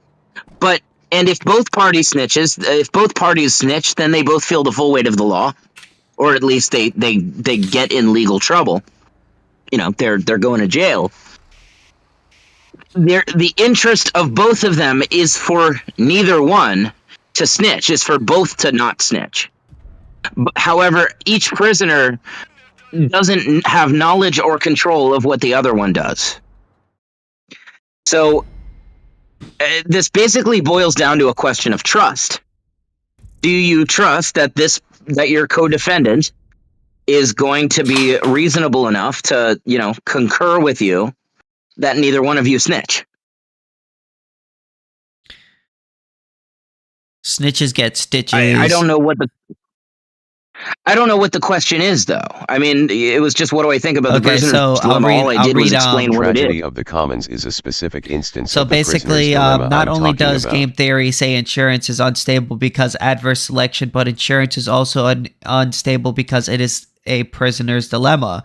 More specifically, insurance suffers from tragedy of the commons, moral hazard, adverse selection. Tragedy of the commons is a specific instance of the prisoner's dilemma. But let's slow down a little bit. All right, the first claim I heard was that insurance is unstable. I'm not quite sure what that means, by the way. Yeah. I'd like that specified more. And then because it was of that adverse it's unstable selection. because Yeah. adverse selection in what way? I mean, I could see one saying that a company that pays out its claims that it owes consistently will have less money. I'm not saying this is true, but the claim would be that that company will have less money than one that doesn't pay out when it's supposed to. That could be adverse selection. I'm not aware of the other adverse selection in the insurance sphere. I don't see how tragedy of the commons applies. That's intriguing. Curious to hear that developed more. I mean, wait a minute. Okay, hold on. I guess I see it. Okay, maybe I think it's on my YouTube chat. Tragedy of the commons would apply because that's a little impractical and unwieldy for me to find and pull up. Adverse with insurance, you have a big pool of money, right? The money set aside by the insurance company from the premiums to be paying out claims. Each individual policyholder has a personal interest in filing bullshit claims to try to get paid out the money from that shared pool. It's in the interest of each policyholder to essentially induce the insurer to pay them as much as possible. The way that you account for that, the way that in the real world we do account for, I don't know why I said we, I haven't worked in insurance in 5 or 6 years, but the way that we do account for that in the world of insurance is you rate people differently based on their likelihood of having claims, which is heavily influenced by their track record of having claims. Another way you deal with it is you adjust for claims. That is, you have claims adjusters. You investigate. If somebody claims their house burned down, you conduct an arson investigation to make sure they didn't burn it down. You authenticate the legitimacy of claims.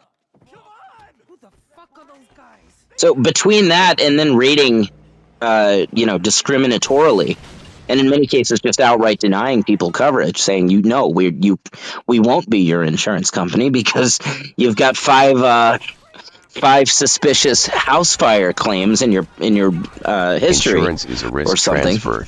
At best a zero-sum game. In reality, But it's a yeah. negative-sum game. So I don't think there's avoiding that there is this tragedy of the commons, but you can mitigate it with a combination of investigation and Insurance isn't a magical cure-all. Different rating per policyholder. Would you say the cost of investigation is minimal? What do you mean minimal? I mean, it depends what kind of claim we're talking about. Like, could there if be we're a talking about cost that kind of like disincentivizes the insurance company from investigating? If the cost of investigating is higher than the expected saving from investigating, in other words, if they stopped investigating arson, or excuse me, if they stopped investigating house fires as potentially arson, we can imagine quickly that would be immediately or very quickly a huge net loss for them. The money that they didn't invest. Okay, so, but if we're talking about much smaller claims, where it's not so likely to be faked, and the cost of investigating it is low, or excuse me, is high, then in that case, it's totally conceivable that they don't investigate. I know there are some types of claims that aren't really investigated. Yeah. I mean, they'll still affect your rates. Do you think that'll cause any problems? Or is it just kind of like whatever? Do you think the benefit is higher than That's not really a question about anarcho-capitalism. That's just a question about insurance in any system, including the current one. Okay. If I break my phone, I actually have insurance coverage on my phone. I've used it twice. You can mitigate some of the dilemma only by transferring They have the no risk way of back to the checking to make sure policyholder, I which didn't defeats just the original smash my purpose. phone on the ground intentionally. Because I actually did benefit. I did benefit from the last time I smashed my phone on the ground. It was an accident. I didn't mean to smash my phone on the ground. I kind of started to trip, and it like fell out of my hand and landed in the worst possible way on the concrete, and it smashed on the ground. And the screen was destroyed, and the phone was the SIM card reader was also destroyed. That made the phone totally unusable. It was an accident, but it could have just as easily not been. And the end result was I got a fat check in the mail and a new phone. Yeah. So, it was a net benefit to me. But the cost of investigating to figure out conclusively whether this was on purpose or not, I mean, just imagine the logistics of that. That would be ridiculously difficult for every case. Now, what they're banking on is the premise that most people won't have these claims. Most people that break their phone won't even remember that they have the insurance, honestly. Yeah. That's happened to me. It's actually quite interesting, because for smaller, like, accidents... And I've also noticed Actuaries this with don't Amazon. price insurance premiums to lose when money. I was younger, I they used make to money kind of by like, overpricing risk. Basically says that there was a problem with my product. That way I can just get my money back and buy more. And they accepted it for a while. So yeah, I kind of get your point there. Good. So you agree with us now. We need to abolish government. Yup. W. Well, he said yes. He said yes. You shouldn't put people on the spot like that. No, I'm just messing, bro. Sithis, you earlier made me remember something. What's up? I went to like a seminar of Larkin Rose, who he's like an anarchist. I don't know if you know him. He's like an anarchist that he's kind of got one central message. It's like just about how, political authority is totally fabricated and not logically defensible. And kind of Lysander Spooner, Constitution of No Authority type message. And, but he does it in very plain English. Everybody can understand. It's a good message. It's a little repetitive, but he kind of, that's like his whole life's work is just different versions of packaging that message. And he's got seminars that revolve around like teaching people how to deprogram statists. And he comes at it entirely from a moralist standpoint.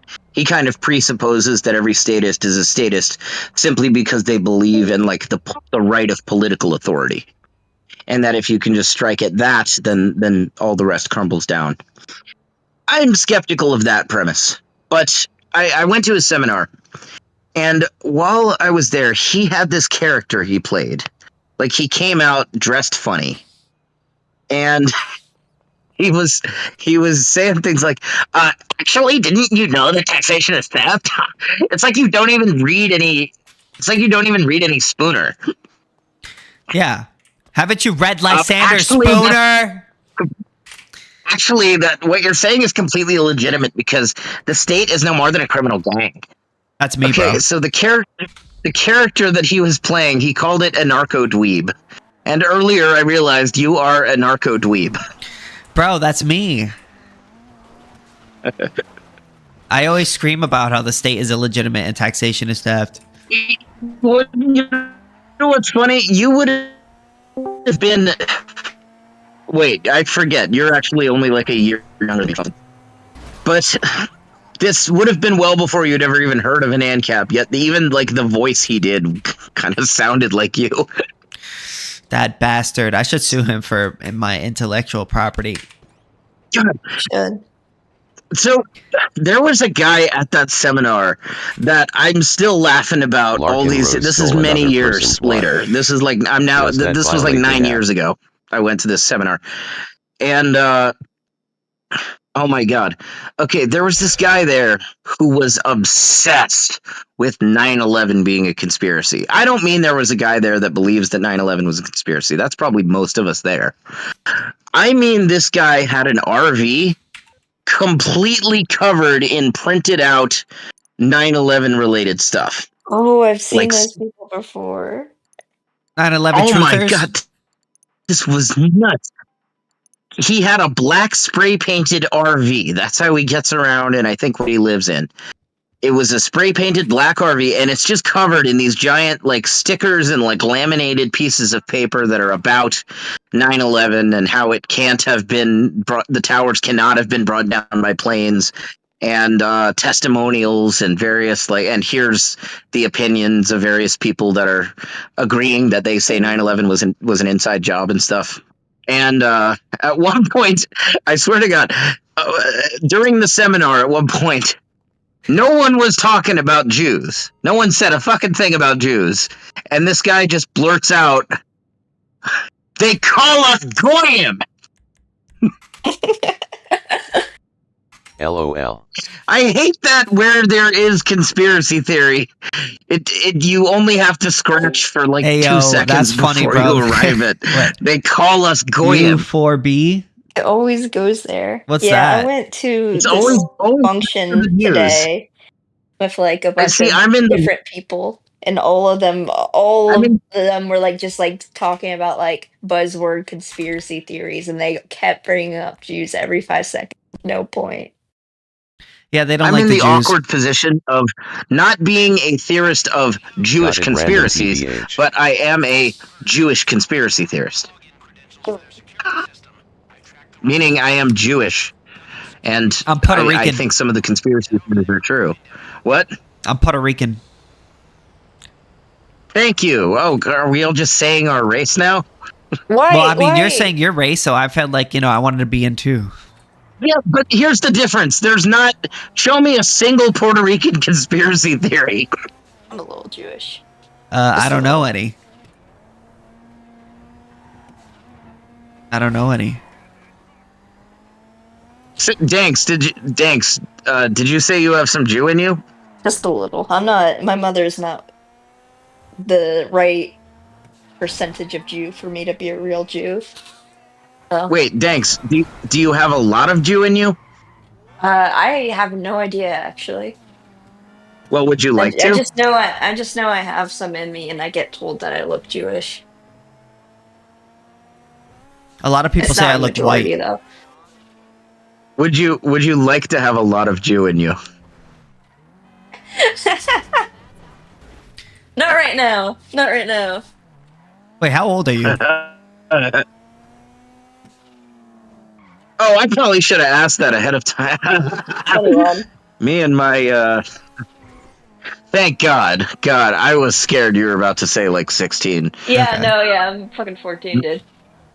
No! No, I Typical swear. ANCAP. Typical ANCAP. Oh, you screwed, bro. I can't tell you how many times. Look, these days I'm not on any of the like dating apps and shit, but I have been historically, and I can't tell you how many fucking times I've been like talking to a girl on a dating app or whatever, you know, like trying to meet up, but she looks a little on the younger side, just a little bit, like still hot, but you know, it's a little. I gotta ask, and I ask, hey, you are 18, right? How old are you? And they'll say fucking 14 or 16 or something, and but so. That's a trap, What I then bro. do is I ask their birthday, and then I take a notation of what day they turn 18, and I'm like, all right, I'll talk to you in 2 years. 2 years is crazy. Wow. There is really beating the accusation over here, man.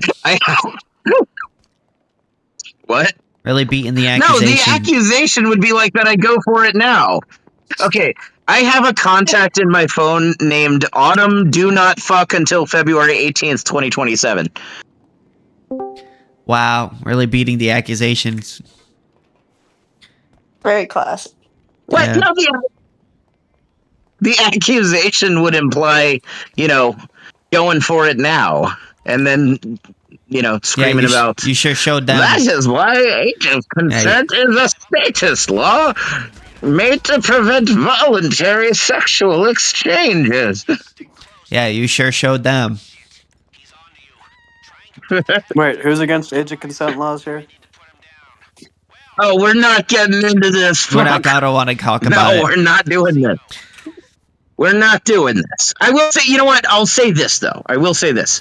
If you want to, say, drink alcohol, and somebody else is willing to sell you alcohol, but let's say you're on the younger side, and, you know, maybe your parents, they believe you don't know what you're doing, you can't grasp it, this is harming you, and you can't meaningfully consent to this.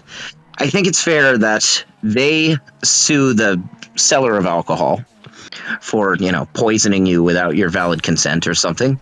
And then instead of like the matter being settled by looking at your ID, which is I think a very crude and problematic way of doing it, the matter should be settled by an adjudicator or perhaps a subcontracted forensic psychologist or something, performs an individual assessment of you, asking you questions to ascertain as best as possible, do you understand the implications and ramifications of drinking alcohol, the risk of liver disease and of alcoholism, you know, chemical addiction and so on. Like, do you meaningfully provide informed consent to what you're doing? And if you do, then it's fine and no one's in trouble. And if you don't, then the one who's giving you booze is in trouble and they owe damages. Yeah, I don't disagree with that. I'm glad I see the equivalency of age of consent laws here, so I think you get a pass. Although most libertarians don't, so. You know what? Essentially, almost every libertarian that I have like proposed my system to, where it's not a question of age, it's just based on individual assessment to ascertain, you know, possessing the cognitive capacity and information such to provide informed consent. Essentially, every libertarian I propose that to seems to me to think that's fair. I've had some suggest similar, like it should just be a test. I don't know, bro. It seems like it's unfair, bro. It seems unfair, bro. No, I'm just kidding.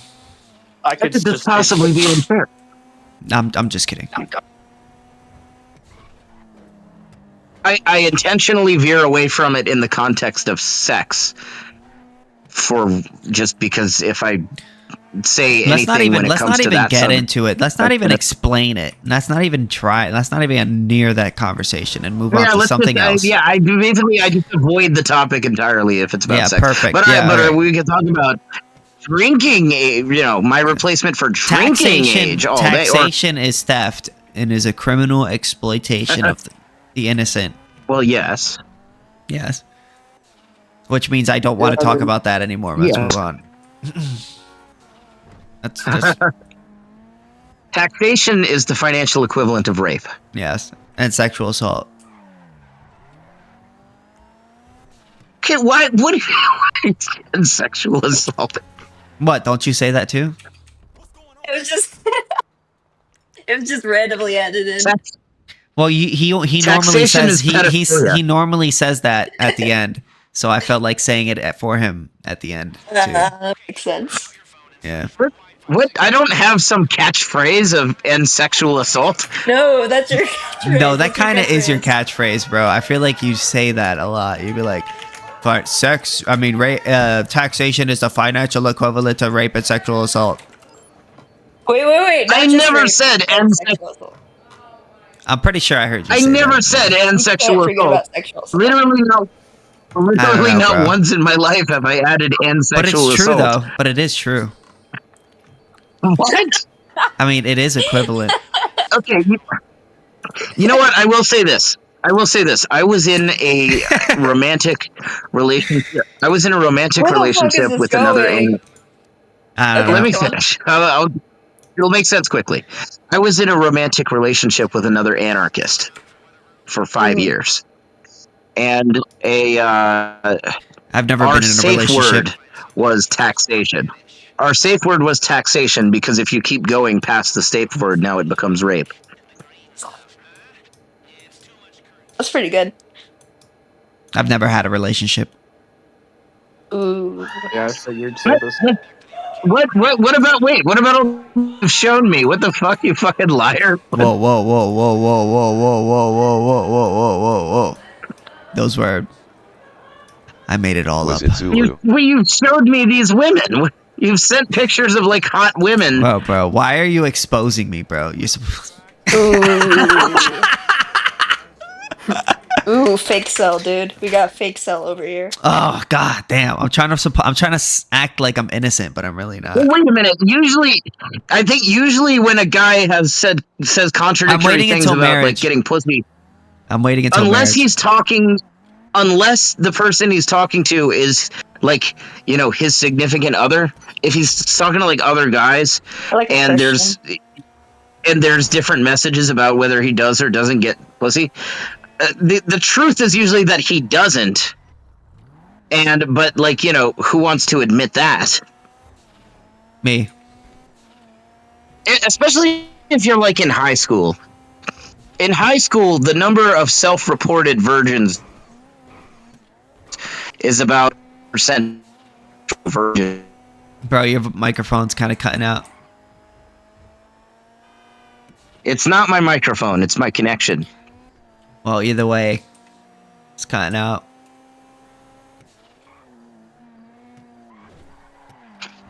I'm waiting until marriage, Okay. Because that's the Christian way, I don't know if this is bad or not. I have an Ancap ex, and he just messaged me again. Well, he tried to start messaging me again, and I told him, I have something to tell you. I'm a Christ follower now. I believe in God. And I was just trying to say all this stuff to make him leave me alone. It actually worked, though. It actually worked. The Christian thing worked. Wow. What? It worked to accomplish what?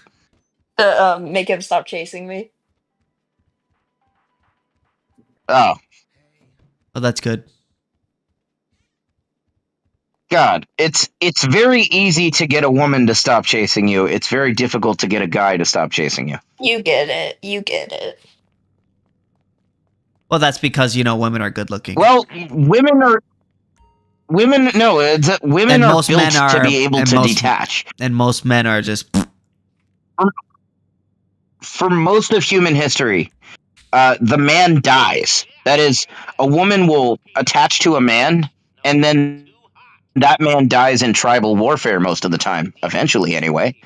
So the women who were not able to detach, they were not as effective in proliferating their genes. But the women who were able to simply detach and move on to another man, forget about that one, they were able to proliferate their genes. Men didn't have the same evolutionary pressure because, generally speaking, the woman doesn't die in battle with another tribe. Not usually. The woman may or may not die in childbirth. It wasn't the norm. It didn't usually happen. But so men didn't have nearly the same pressure to just be able to detach from women. So men tend to live lifelong. Men are much less likely to initiate divorce. Men cheat for different reasons than women do. Men don't cheat out of shopping. Men cheat out of opportunity. Just gene spreading. This is the Ancap podcast. This is the Ancappers podcast. Beautiful, beautiful. Okay. I feel like this kind of has become a podcast. But no, it's not really a podcast. I kind of already was thinking of it like that. I mean, you are live. Hey, Yeah. wait, does the status of this channel say that it's live? I can't see the status. I do not know. Oh, But that's redundant, are you actually isn't it? alive? Yeah, he is. Oh, I've been rambling about bullshit. Whoops. Wait, what? You say you're minarchist? You should become Ancapper, like us. I should become Ancapper. Yeah, you should become an Ancapper like us. More Ancap. I got a Fortnite. You gotta join us Ancappers. I just changed I made the channel status talk to Ancaps live, so any newcomer will know that it's live. Yes, very good. We don't Yeah, want we're we live don't want on any Pornhub, right? unfortunate certain word usages happening, you know what I mean? I just had an intrusive thought. Maybe it doesn't belong on a podcast, but my thought was that I plan to be a billionaire, and when I'm a billionaire, I want to just offer people an amount they cannot refuse. Just total strangers on the street. Not just ones I find attractive, just random people of all walks of life. Just offer them an amount they can't refuse to just lick my asshole, just right there on the street. Just out of curiosity or some sort of satisfaction? I don't know. That's not like my thing. Just seeing what makes people tick. Just see how far they're willing to go. I've been rimmed like once or twice. It's not like my thing. I mean, it feels Is it a interesting, power but thing, it's not. or is it just out of curiosity, just to see how much? No, you know what it is. You know See what how it is. far people are willing It's not to- even a power thing. I know that they will. If I offer people, $100,000 or something, like they're all gonna do it. It's just I like the idea of I enjoy radically changing people's experience to where and changing how people think about life, giving people a memory that just radically changes how they think about things. Interesting. So this person never would have thought, this random old man or something, never would have thought that he's just going to be walking along the sidewalk and then just suddenly, the next thing he knows, he's licking some guy's asshole. But now that did happen.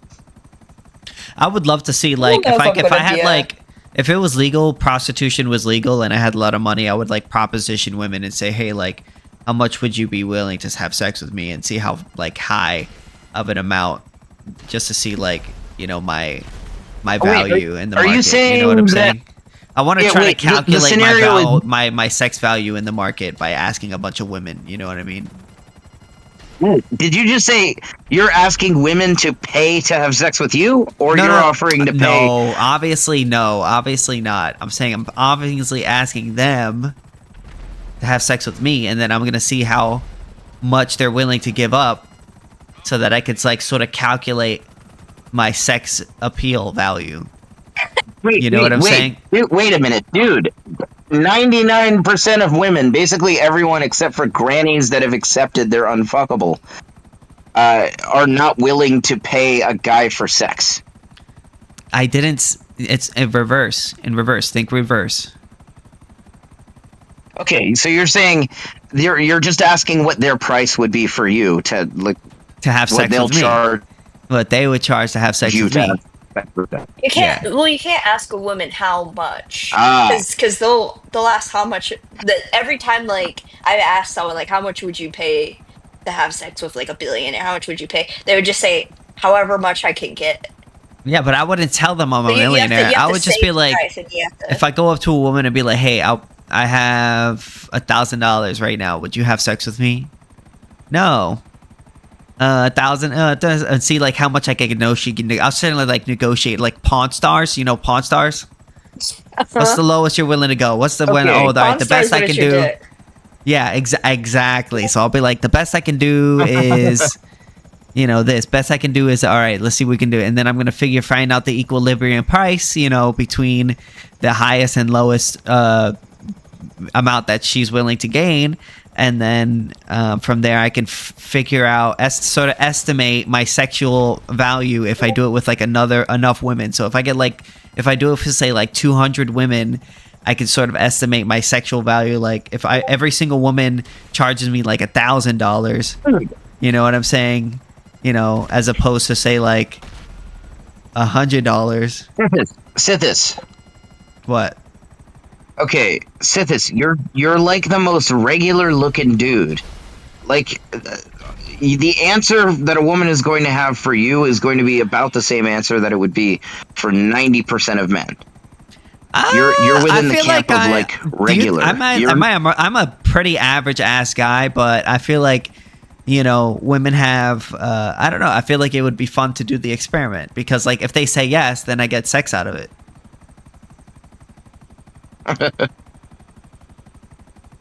You know what I mean? Guys, I just want to find someone I love and have sex with them.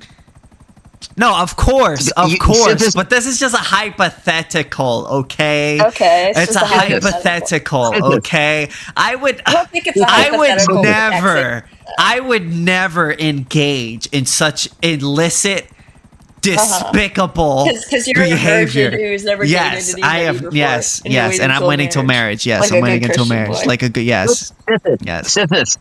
Couple things, Sithis. One, you would get more pussy if you just walked up to women and instead of asking them, about a price for prostitution, if you just walked up to women and, asked to fuck. Hey, let's fuck. Like that would get you more pussy. But if they say than, no, like, no. But the goal. Listen, brother. You want a number. You want an average number. Yes, I get that. The goal isn't to get pussy. The goal is to gauge your. But this is another quantification. Is how many yeses you get. No. So okay. So what I'll do, right? I'll add in a first qualifier, which is I go up to them first, and then I ask them, "Will you have sex with me?" And if they say no, then I'll ask them how much, and then we'll negotiate from there, and then we'll see how much my market value is. So another piece of the equation is that the second you're offering a woman money to fuck her, your sexual appeal to her plummets because now you're the chaser. Now you're like begging for her. Essentially, there's no tension there. She holds all the power. In scenarios where a woman holds all the power over a man, that man is. Bro, what is this? Did this turn into Fresh and Fit? What the fuck? I don't know what that is. I have no idea what that is. With them, and then after I declined, they offered me money. I know for a fact that's not the highest they'll go. There's like not a chance that they won't ask for more. Yeah, but there's but wait a minute. If a guy offered you $2,000, if a guy offered you say like $3,000, $4,000, $5,000, like a lot amount, and then he said, you know what, I'm not gonna pay you any more after this amount. You know what I'm saying? You gotta push a little bit more because you can't push forever. Cap, but you're not. You can't push forever. You can't push forever. So you can't push forever. If he's a good negotiator, it doesn't matter what you won't have like accurate data because it doesn't matter what the starting price is. They're going to push more no matter what you put the starting price at. Yeah, but it'll be It matters where you do it. If you go do this at Skid Row, you're gonna get great numbers. Yeah. So I gotta go to like, you know, it's like some girls at some coffee shops, you know, like some random normal women, like type women. You know what I'm saying? And just I don't go think to most women just hang go to out in coffee shops. just go to a I coffee think like shop. pretentious rich. Just go to a coffee shop and just start propositioning women and see how well how well that quickly you lasts. get kicked out of the coffee shop. You know, I say that. I think mostly college women who are in college go to coffee shops. Okay, if you just From want what I've seen. straight up, if you want That's quantification the best type of your of women, the women that are ripe and ready to breed. If you want quantification of your visual appeal to women, the easiest way to do that is just go on Tinder and see how many matches you get, you know, per 100 But what if I get likes. zero? What if I get 0 matches? Then that how? would make you sad. That would indicate that means that you don't have much, or you don't know how to make a Tinder profile. That's also true. By the way, bro. it work to just have pictures. Mystery is sexy to women, so you don't actually need to have something in the bio if your pictures are on point. I'm not very good at Guys taking hurt pictures of themselves in the myself. bio.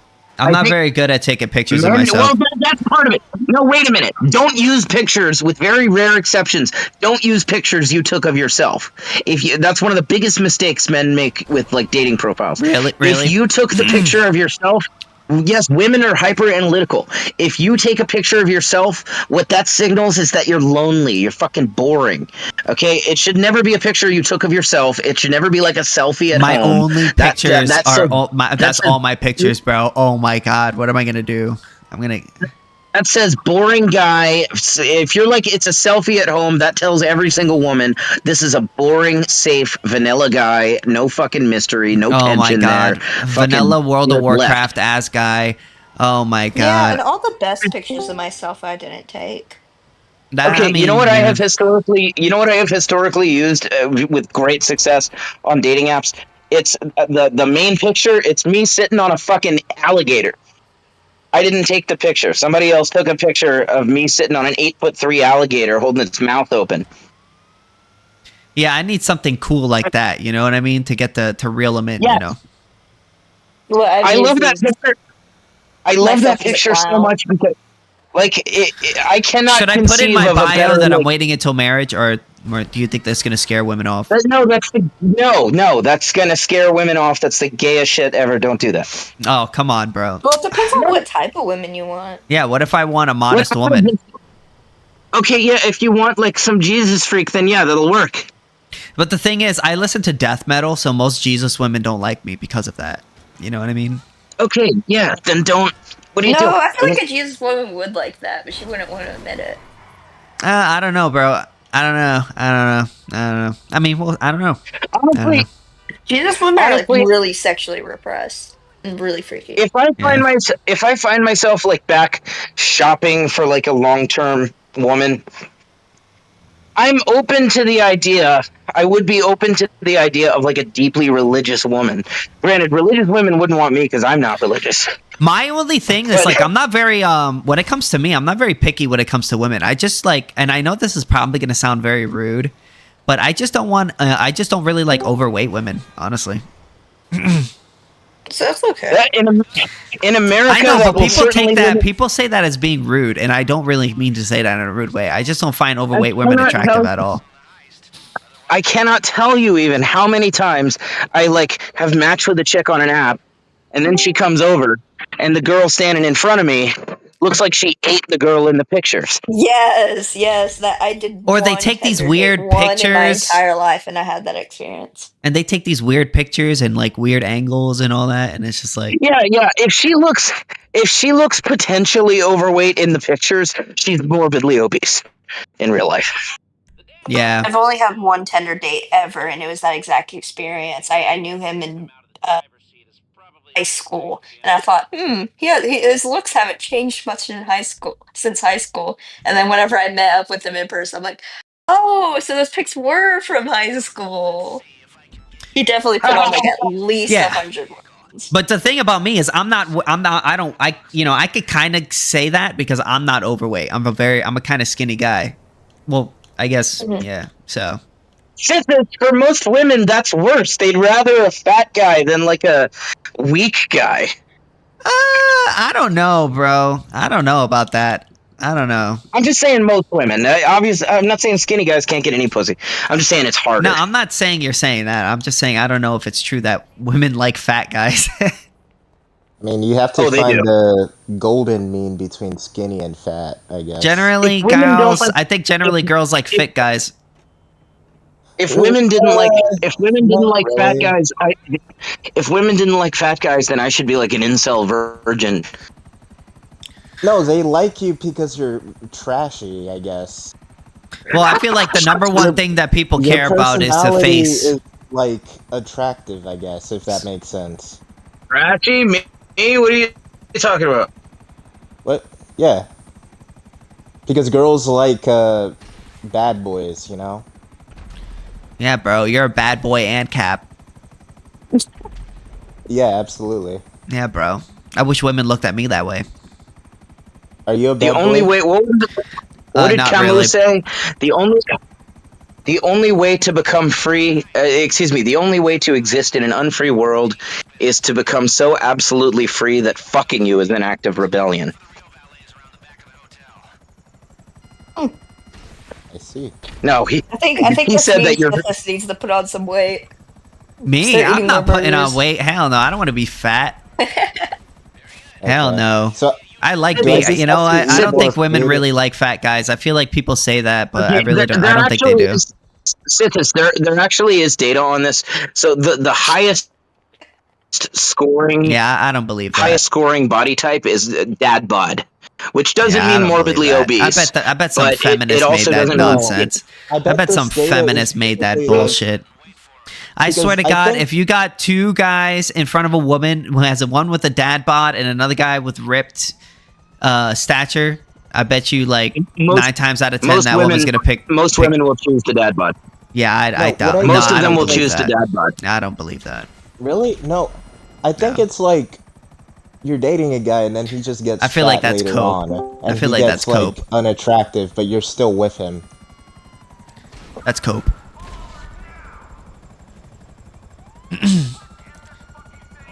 Nobody likes fat people. Most people just don't like really overweight people. It's just kind of a fact. Men have kind of assumptions based on a male mind of what women must want, but it's often not congruent with evolutionary psychology. The woman who prefers men that are like muscle rexic, you know, that are like fucking, they have no fat on them and they, you know, fucking chiseled abs and stuff. That guy is not likely to survive and provide for his family for very long, for most of human history. Having some fat on you is a genetic advantage. It's true. Having fat on you is a genetic advantage. That's why we have it. And a man that has none or has very, very little is not as likely to survive for as long. So women who prefer the muscle rexic look were less likely to proliferate. So those women are not in the majority. There are some. There definitely are some. I'm not sure if evolution is very, I don't know, relevant here because attractive. Well, there's also data. Or like aesthetics and whatever are highly dependent on culture. Not really. It's not really a biological factor. I mean, 70 to 75%. 70 to 75% of women prefer a dad bod over a chiseled physique. Wait, how are they calculating that? Are they asking them this? Yeah, that's surveys. Yeah, I don't believe that. No, I don't believe that. Nope, I don't believe that. I don't believe that. Women lie all the fucking time. Women will tell you they believe they prefer a man bod, but if you put them, I swear to fucking God, if you took a fat fucking guy with a fucking bad bod, put them in front of a woman, and then you took a guy with some chiseled abs, if you truly believe that woman is going to pick the fat guy with the dad bod, then I just would respectfully have to disagree with you. Wait a minute. Dad bod doesn't mean you're like morbidly obese. It just means you have some fat on you. Like some fat on you. Some fat on you. You got a belly going on. You got a beer belly on. Yeah, I don't believe that. I think it's Okay, more likely that group, women bro. like the combination, just like a little bit of extra weight and muscly, a little bit muscly, a little bit of both. Yeah, like I could strong. I could get with that. I could get behind that. Like The Yeah, Rock. like But the dad like bod? No, a guy who's got I like don't think so. Not as muscular as The Rock. Yeah. Like The Rock, but a like lot a less bulky- muscular. Bro, if you put The Rock in front of fucking a woman and put Vin Diesel and his fucking fat ass and his fucking beer belly ass looking ass, I bet you 9 times out of 10 they're gonna probably pick like The Rock. I don't know. The Rock's bald though. They're both Sithis, bald. what you're doing, Vin Diesel's what you bald. are doing is what you are doing is the male equivalent of when women believe that what men want is like a chick with gigantic fake tits disproportionate to her body size and, cake on the makeup and stuff. You're doing the male equivalent of that. I don't think I am. I think that I'm just stating facts, bro. And you just don't like the facts. He's being You probably objective. also think I'm the just guy stating who the thinks facts. women want like a chiseled Bro, I'm grate being hyperbolic. cheese on his Obviously, I'm just body. saying that women generally want a guy that's more muscular than fat. Like I don't believe that women truly like. If you look at what they choose, they like both. They want you to have. If you're they're missing more either often one, gonna it's choose a a problem fucking for muscular women. guy generally. over a fat guy or an overweight guy. Well, it depends how muscular and how fat. They generally don't like bodybuilders, and they generally don't like morbidly obese, guys on But rascal women scooters at more Walmart often, either. women more often are going to want a guy that's more likely to be less fat than he is going to be fat, because that's just a fact. That's vague. That's not a fact. There's no. Of course, I Evidence feel for like that. I feel That like you fact. could look that up. The reason that because if you look at the reason why I don't believe Yeah, I surveys. think- The reason why look at I don't believe surveys is because a lot of people they just say, "Oh, I like this, I like this, I like this," but they're not being really honest. I don't believe that but shit. in this case, the survey findings are congruent with evolutionary psychology. Yeah, I don't believe that. I don't believe the surveys. That's a bunch of bullshit. Do you understand the survival role that fat plays? Yeah, you could evolutionarily explain it to me all you want. I'm not gonna believe that shit. That's just like generally women don't want fat guys. Okay, you could ask any if you ask most fat guys and you put them in and ask them a bunch of like skinnier, more fit, more guys, and you ask them how they generally are in the dating game and test like how well they actually do. Wait a minute. There's a huge selection bias. There's a huge selection bias there in who's going to self-identify as doing well, in the sense that I'm not fit asking about guys, self-identification. based on the perception. I'm not self-identification. What I mean, I wouldn't go I said based that off of wrong. self-identification. Fit I would say guys just are- like checking as to see what kind of Guys who go to how the- often they date other people. I'm not sure. Guys who go to the gym and take great care of themselves will tend to be much more confident than Yeah, that's guys exactly that are what I way was out of gonna shape. say.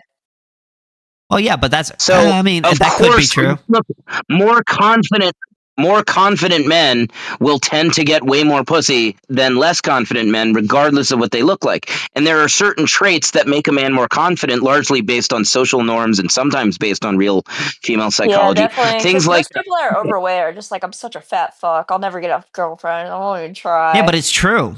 Yeah, but it's true. I'll give you an example. Yeah, but I'll it's give you an true. example. Believe that. No, it's not just true because you can Some believe that. women- If you're overweight, you're generally not going to get a girlfriend. It's just really hard. You're going to have to settle. You're going to have to settle for somebody really ugly. You're doing a primacy of consciousness. I'm saying generally. I'm walking, but that's not generally true. Beyond the fact that I'm walking proof that that's not true. Oh, There's no shortage if you your one antidote destroys all. Okay, got you. No, I think it. I already I think said you're a bad boy, that so. people generally That have was a only the lower beginning view of that was only the beginning of my sentence, though. The next part of my sentence is that if you just go out and look around, you'll see on many occasions kind of overweight guys that have not just have women with them, have hot women with them. No, it's because And yeah, I don't they believe were that. probably the attracted only before. You know what? If we had like two sets of data here with contradictory results, this would be a much stronger argument that you're making. But so far as I'm aware, I think it's all just a bunch of there coke. is no data. I think that fundamentally women care about most people, not just women, but people in general. They care about looks. So if Yes, you're but if you're an overweight person, looks if you're an good on a man- overweight, yeah, if you're an overweight person and you have fat cheeks and you're not really taking care of yourself, you can have as much confidence as you want. That shit is gonna bring your ass down. Like a lot of women are just gonna dub your ass just based off of that and not care about your confidence. They just want fat people because they can lay on them. What you think makes a man look good is not the same as what a woman thinks makes a man look good.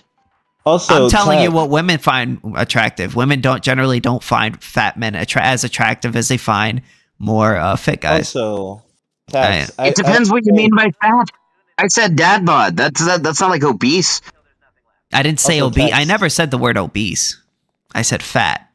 You said fat though. What does fat mean? Is fat like Peter Griffin, or is fat I can't give you the direct definition of fat. I just it's all I can tell you is that it's just generally a person that is overweight, and then obese is like to the point where you're having like serious issues because you're just like so fat and I would just say fat is over a healthy weight. Yeah. Okay. I think that's a concise definition. But that's a huge range. That ranges from you're 5 pounds overweight, which is basically being in great shape. If you're 5 pounds overweight, then there's really nothing bad happening to your life. There's no it's not really detrimental. But if you're over a certain weight where you start having problems running, for example, then yes, I would say you're over a healthy weight. Yeah, that's like saying there's no definition of a. I mean, I can ask you the same questions like, what's a dad bod? How do you define a dad bod? What weight do you consider to be a dad bod? But the issue is here is like you can't really put a precise. I wouldn't really expect you to answer that because you can't always put a precise answer to all of these things. All you can really do is sort of just give your best range as to what you consider to be overweight, right? And I think there's overweight, right? And then there's obese. As an experiment. As an experiment, I asked ChatGPT dad bod BMI. It said roughly 25 to 29.9.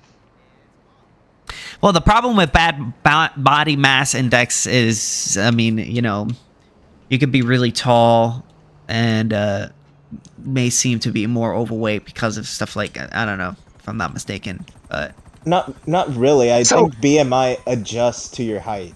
Does it? Yeah. Oh, okay. Then I might be wrong. I don't know. Yes.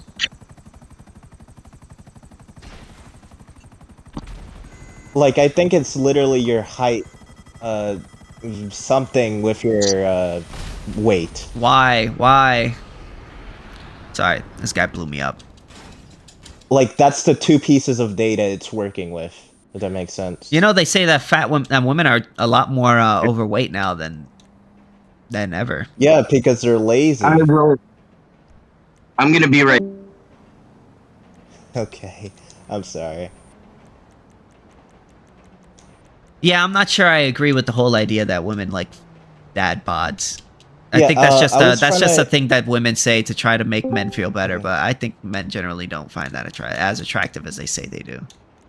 Yeah, I was trying to explain that his whole evolution explanation of that is kind of bullshit, because it's kind of attractiveness and what people like in other people is highly dependent on culture. It's not really a biological issue. I don't know I can't give you an explanation. All I could say is what I see generally. And, when you look at guys who are generally more overweight, I see a lot of the time they tend to have more of a hard time finding women. Now, you can point out, you could be like, oh, yeah, but I know this one guy that has but it's just like, yeah, but. How do you isolate for confidence, though? I don't think confidence makes much of a difference. I think fundamentally it's about looks. That's not the big thing. That's the biggest difference of all of the traits a man can have. Height, weight, fucking chiseled face, If you could money, and none of it matters anywhere You near could have the most confidence. You could be the most confident man in the world, but if you're fucking ugly as shit, most women aren't going to pass you by. No, they won't. Women will, in a heartbeat, take an ugly but confident man over a gorgeous but timid man. In a heartbeat. Yeah, I don't believe that. Oof. Yeah, I just don't That's how women are. Understand, women cannot ascertain what they need to know to determine if a man is a good reproductive partner. They cannot ascertain most of it by looking at him. Looking at him gives very little data on that for the woman. Women most of care what makes a man a good it's not reproductive about that. partner. It's not about reproductive. Women don't care about reproductive partners. What they care about That's is about what makes looks. you- That's what makes That's about what looks. sex attraction is. When women Sexual attraction okay, is but we're based- not in the caveman days, bro. We're in the modern age. No, our brains are running on software that is millions of years old. Yeah, that's No, we upgraded. Yeah, most women nowadays do not Our, care. no, the world about our brains not what nearly you into think the they world care that we about. live Fundamentally, in now. most women just care about fundamentally, like if you are good look. Well, this is how it works, right? If you are like some women, they have this. Most women have this like this scale, right, in which they find attractive, right? And if you fit within that scale, then they will give you a chance. But if you do not fit within that scale, and it doesn't matter how confident you are, it's going to be extremely hard for you to get that woman to be attracted to you. Just fundamentally, we are shallow human beings. We care about looks. It's all about looks. Okay, the scale of acceptable looks is hugely wide for women. I mean, you could say that a man who is confident but literally he's literally a 90-year-old midget.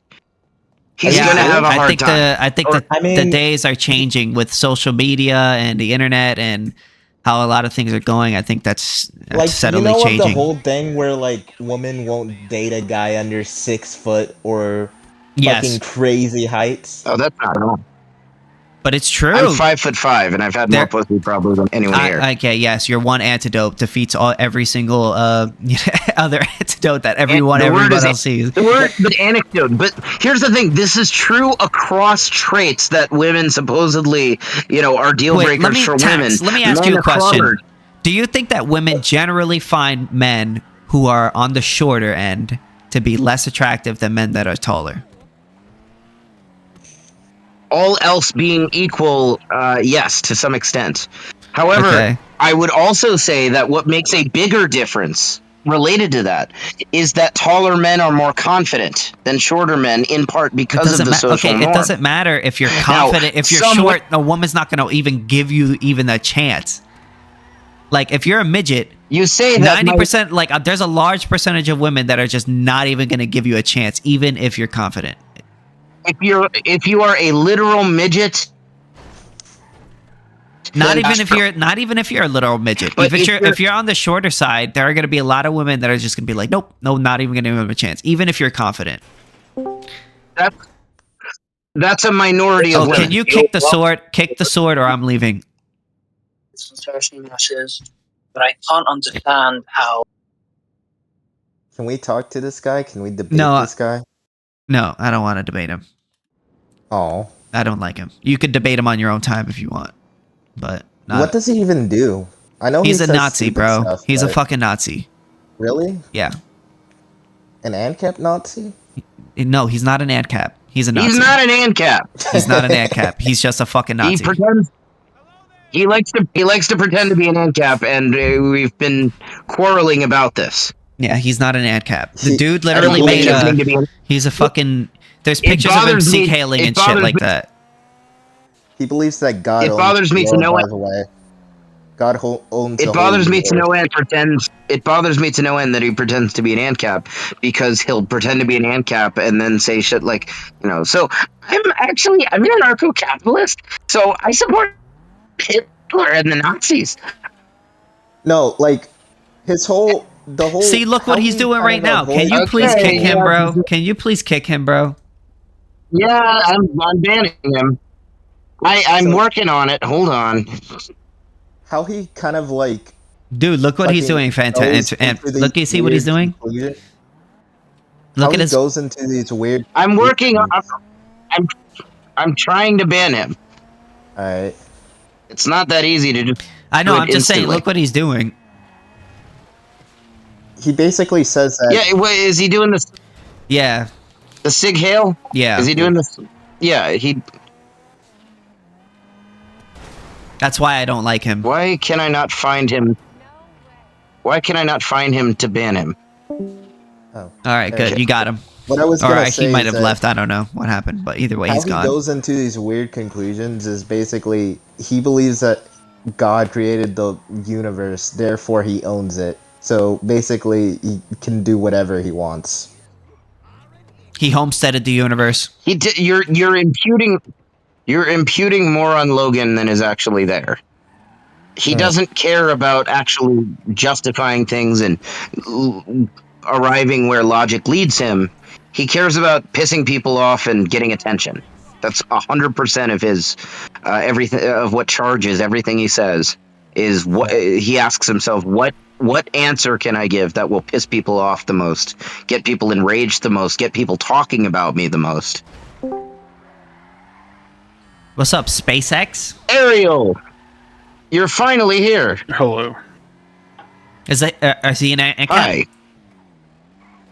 Ancap? What? Is he an Ancap? Ariel, are you in Ancap yet or not yet? No, I'm not. Oh, come on, man. Oh, what's holding you back? Everything's gonna go to shit. Well, this is vague. Yeah, that's kind of vague. Can we narrow it down? No. Can we narrow it down? Cause. Yeah, everything's gonna go to shit, bro. Why? Because there's no central organized system for anything. Why do you need a central? The central because wait, people are the central at organized collective operations.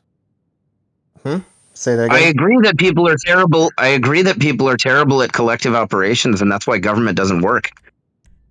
That's precisely why you need some kind of governing system. Or you just don't do collective operations. At least But not as such. Everyone benefits from collective operations, at least to some extent. When you consider the economic calculation problem, I think that makes it evident that we don't benefit from collective operations. We don't benefit from having socialized roads and socialized protection and socialized courts, I think we socialized definitely military. Are you familiar with the calculation? The problem with people is that people are short-sighted and dumb. And what governments I agree. provide, even though governments are like very inefficient bodies overall, they provide like an inertia to certain activities, right? Which is extremely hard to change, and it overpowers the fleeting whims of the people.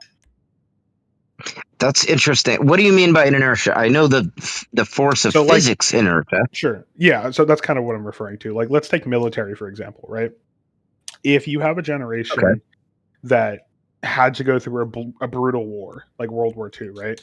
These people will be very likely to be in favor of, maintaining a large military, maintaining a defensive capability, right? Maintaining the ability to, go to war if someone attacks them, yada, yada, yada. But their kids won't experience that, right? Likely because they have a large military. Their kids will view the military, like many young people do now, as a massive waste of money, right? They just see America having, lots of expenditure in the military. We go around, we do like random bullshit in other countries. It doesn't seem to affect us directly, right? So people want the military to be, cut out, removed. So let's say you do that, hypothetically, right? You massively slash your military, you become a much smaller nation, you're not able to power project anymore, remove your overseas bases, all this shit. Then some shit breaks out, right? On the global stage, because we can't control every other fucking nation anymore because we're not power projecting. Now you would like a larger military, right? Because it'd be nice to protect your own interests, protect your assets, protect even your country perchance, right? But you bent your knee to the whims of the people, right? In the short term, and now you lost that capability. Give me that dead president. And that's obviously like a grandiose example, but it kind of.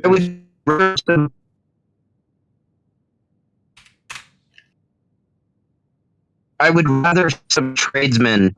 I'm not saying this is a true economy, but I would Hey, rather. bro, you sound like crap. I mean, you know that the fleeting whims of the people also apply to the government, right? Yes, but that's what I mean by inertia, right? The government kind of smooths these things out. All right, inertia. Yeah. Okay, so on the inertia point, I must ask, if you had to guess, which would you say has tended to last for longer? Large-scale stateless societies or national governments with militaries? I think it's a malformed question though, because you're not taking into account everything that these larger organizations are capable of doing. So, like, obviously, if you go back fucking millions of years, right? Cavemen existed without a state society, you know, like some type of central power for literally millions of years, right? So, obviously, like, if we just want to appeal to what thing lasted longer, right? But that's why I think it's a bad. Let me qualify it then. Yeah. That's reasonable. That's a reasonable objection. Let me qualify it. I don't count prehistoric societies as being like stateless societies. I don't mean cavemen. I don't even consider them stateless. I think we inherited primitive states from cavemen and their ape predecessors. Mm-hmm. I think the first ape to realize that he can pick up a big stick and bash the other apes over the head with it and take their food, and then but do so ongoing, has invented taxation and formed the proto-state. This was like the default that we started with. When I say stateless societies, I mean actual documented societies in which their power to wield force was decentralized within that society. So examples of that would be like Zomia or medieval Ireland, at least a lot of medieval Ireland, medieval Somalia, parts of the American Old West, not all of it.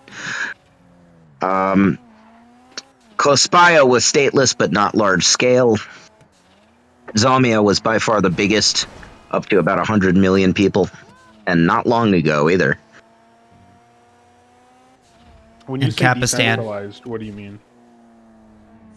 I mean that there's no single organization or institution within that society that wields overwhelming force over everybody else, such that they can do things that would be illegal for anyone else to do, such as taxation or conscription or something like that. And essentially the absence of political authority.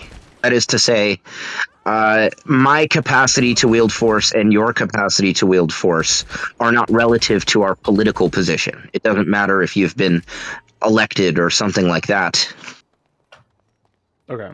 The capacity for violence is dispersed amongst the people in the city, as opposed to the state model where there's one organization that, they have the guns, they're in charge, nobody could possibly beat them short of the cumbersome process of revolution.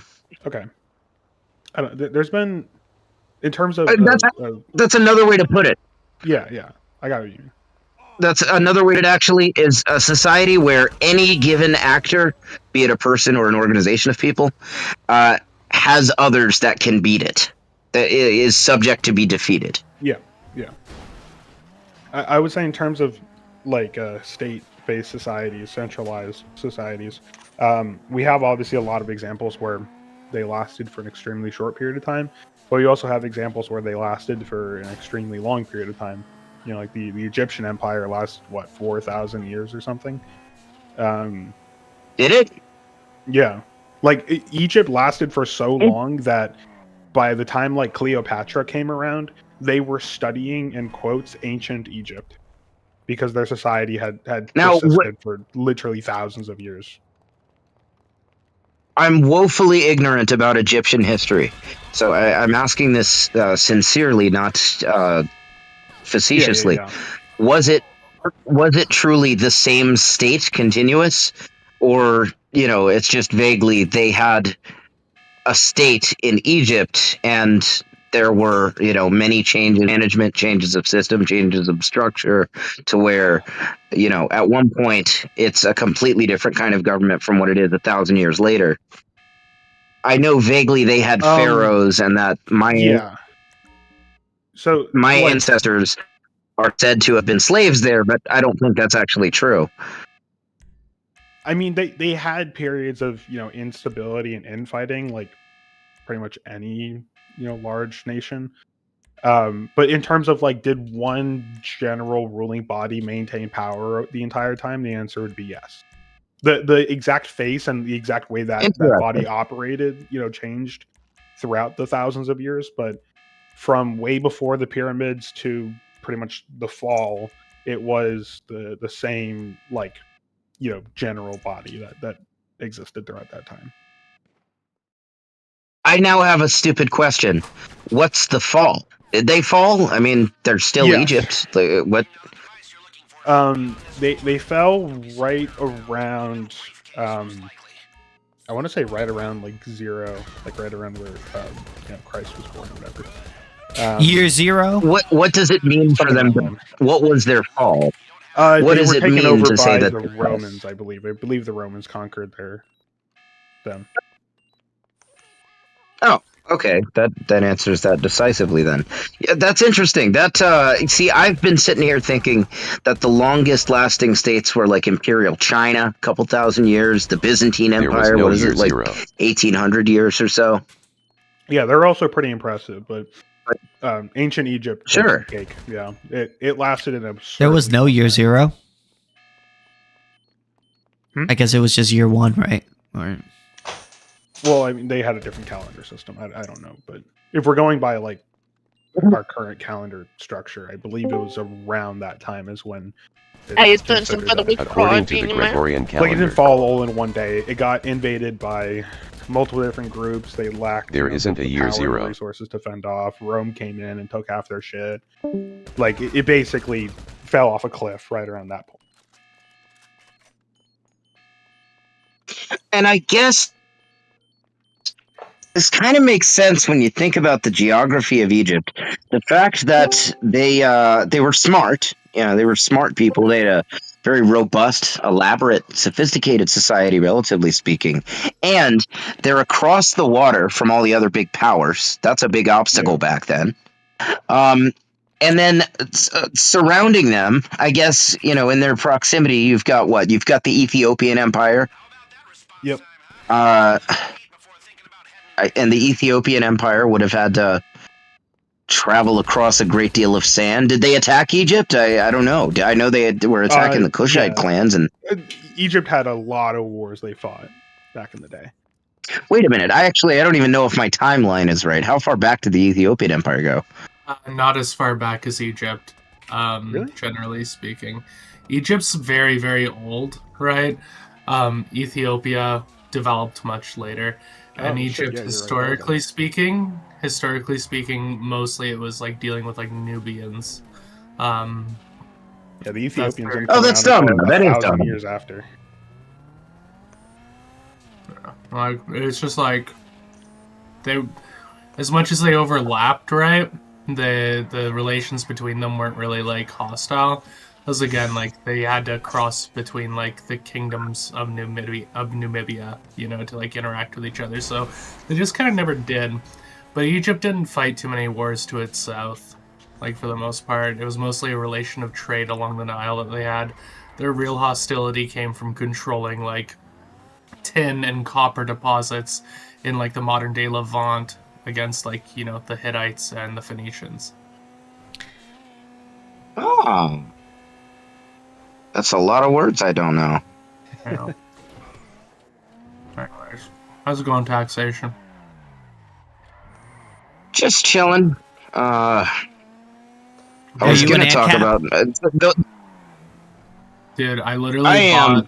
Domino's like a left anarchist. Oh. Anyways. Go ahead, Domino. Taxation. Man, I bought this heroin online. Holy fuck. It is like some of the purest shit I've ever shot. It's so You're gonna good. die. Now, Wow. I was thinking about something the other day. This is coming from somebody that I used to be a heroin addict myself. Why in 2025, why buy heroin rather than simply buying pure fentanyl and then diluting it with water? Heroin? For me, heroin, it has a more, like... And the reason why I go to, like, such extreme lengths to get relatively pure heroin, right, is because I genuinely prefer the high. Fentanyl is too harsh, and I do not like the sketchy nature of measuring out very small quantities of it that are very powerful. Because if I'm off just a bit with fentanyl, I can really fuck myself up. Whereas with heroin, the margin of error is much larger, right? So the idea with getting fentanyl would be that you take, like a gram of fentanyl and then you dilute that in like 2 liters of water. Yeah, but that's the thing though, like, I don't particularly, to me, fentanyl is like scary and kind of sketchy just because it is such a powerful pharmaceutical. Whereas like heroin, it's a lot more dilute, right? Also, I think what makes heroin, You do know that I'm live streaming, right? Also, I occasionally Okay, like to just smoke letting you know. heroin, right? So, like, for me, when you smoke heroin, it has a bit of, like, I don't know, almost floral quality to it, and you just don't get that with fent. It smelled like I used to sit there with a foil and put That's dope. only if you get like black tar heroin, right? My heroin comes as like a beige powder, not like a tarry substance. I've never done black tar. It's always been beige powder for me. I'm from we get beige powder. Black tar, I think, is shit you get in like California or New Mexico or something. Yeah, and it fucking leaves the worst track marks up and down your fucking arms. It's trash. Because those types of drugs always smell like shit. Like, no, man, heroin's got a kind of a lovely quality to it. I enjoyed smoking heroin. Like, I would take a foil and I would put some heroin on it and put a dollar bill in my mouth and put fire under the foil with a line of heroin on it and What the like fuck did inhale I the just smoke. walk into? Is that have y'all Dinks? any of y'all done crack? Or Danks? Yeah, I used to be a crackhead. I've never done any hard drug in my life. I've only ever smoked marijuana, and I actually don't even like to drink alcohol. Nerd. I've never smoked crack. I don't really. I've never done a hard drug in my Meth life. is the best hard drug. Just to get I hate meth. I hate meth so much. I've done meth twice. It wasn't pleasurable for me. It was just like, it just made me nervous and jittery, just like the opposite of myself. Weed My wasn't goodness. pleasurable for You mean me you didn't because have I was any- way too analytical about it. Like, I was trying to analyze every detail. I'm like, my perception of time seems to be off. Oh, this is happening now. I wonder why. Like, I was just trying to, like, be so scientific about it. Yeah, you should try Weed heroin. kinda makes You want me- to know why? You can't be analytical on heroin. Your brain don't work. Weed. You should I can probably not imagine. tell people Weed kind that. of makes me. You can't be Weed kind of makes me analytical about retarded it though. because you're It makes dead. you like couch locked. I'll do shit like smoke weed and then like turn down my TV because I couldn't taste my macaroni. That's fair. I just think weed is so It makes popular. everything not work right. The best drug, hands down, is Molly. That's like if you do it with somebody Yeah. that you can fuck. Not even then, bro. Like, even if you just do it with someone who's like cool with like touching it, like, you know, like cuddling or some shit. Molly's great. I fucking love Molly. Molly, I had to Cuddle stop with the because homies? I actually had a problem with Molly. I'll put it this way: doing it with someone you can touch and like kind of love on and stuff, that's great. With somebody that you can like fucking penetrate, or that you can, have many orgasms. That's like that's next waiting until fucking marriage. level. I don't know. Particularly man. Different somebody, folks, I not guess. just a No, hookup. I heard meth was the best for Not- orgasms. Dude, I'm not Meth, gonna lie to you. My it- dick never worked on Molly. Like, it would never work.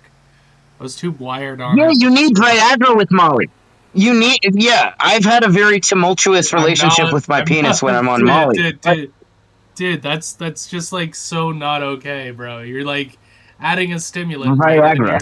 you're coupling that with another fucking stimulant that has like an effect on your cardiovascular system. You're asking to have a heart attack. Viagra is stimulant.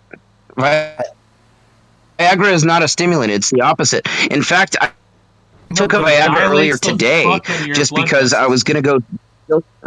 There's some vasodilation, but it lowers your heart rate a little bit and it lowers your blood pressure. That's why I took one earlier. I was going to go do a plasma donation, and I've been having high blood pressure issues. I wanted to pass the screening, so I took a Viagra in order to get my blood pressure a little low.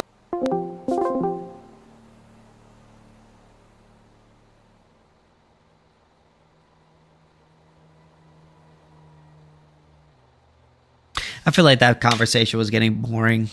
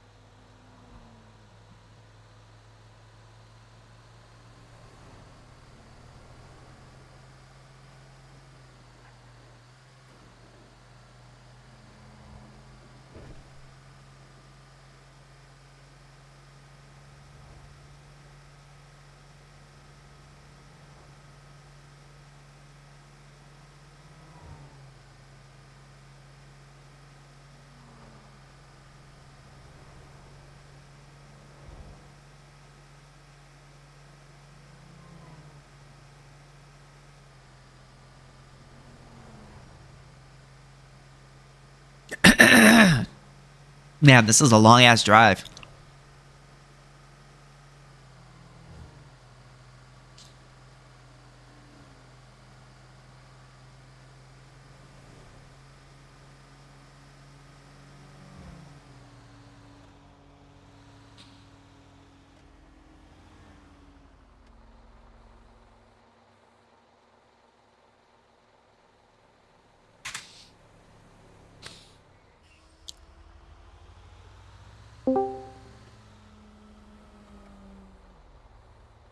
Yo.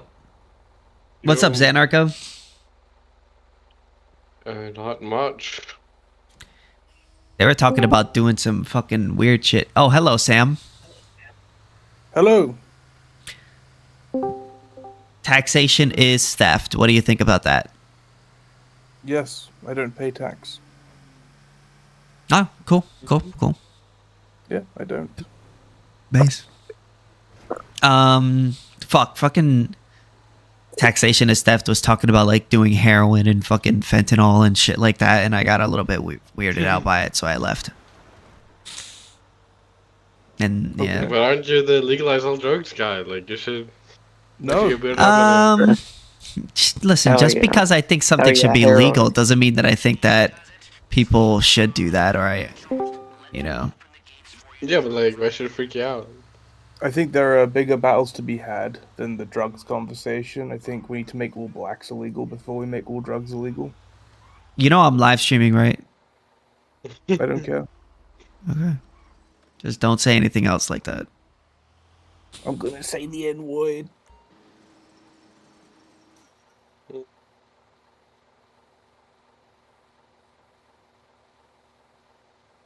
Perhaps.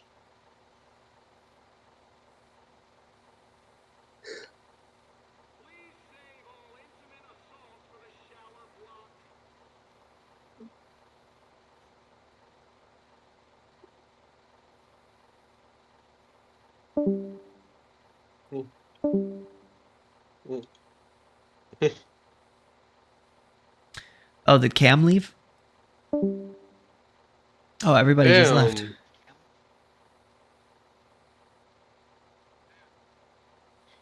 Everyone's just leaving. Christ. Damn, bro. Hmm. Well, what can you do?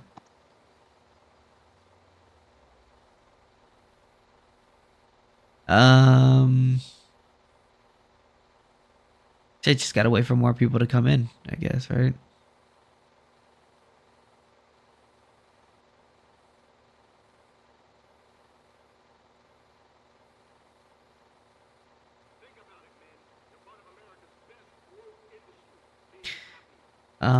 Shit. I'm just playing. I'm sitting here playing some GTA, you know?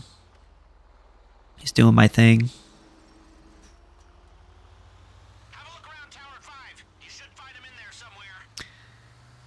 Yeah, just because I think we should legalize drugs doesn't mean I, think people should do it. Oh, hey, Griffith. What's up? Yeah, were you like streaming or something? Yes, I am. Oh, I got you. So what do you think about taxes?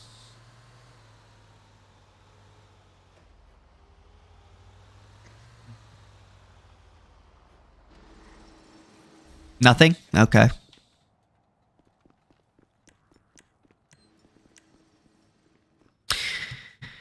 I guess it's going to be a very productive conversations today, man.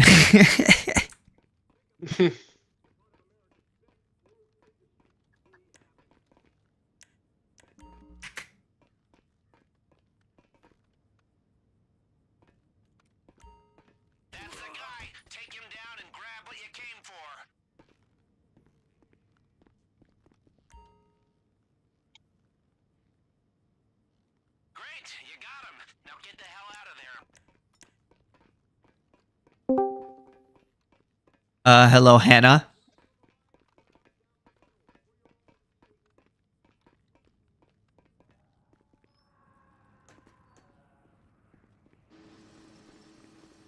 All right. I guess everybody's just coming in and then being silent. That's okay, I guess. Yeah. Guess they just want to... I mean, I can talk. I was just waiting for an argument to be presented. But Oh, what do you think about taxes? taxes, I feel like it only affects the rich. We should abolish taxation. What do you think?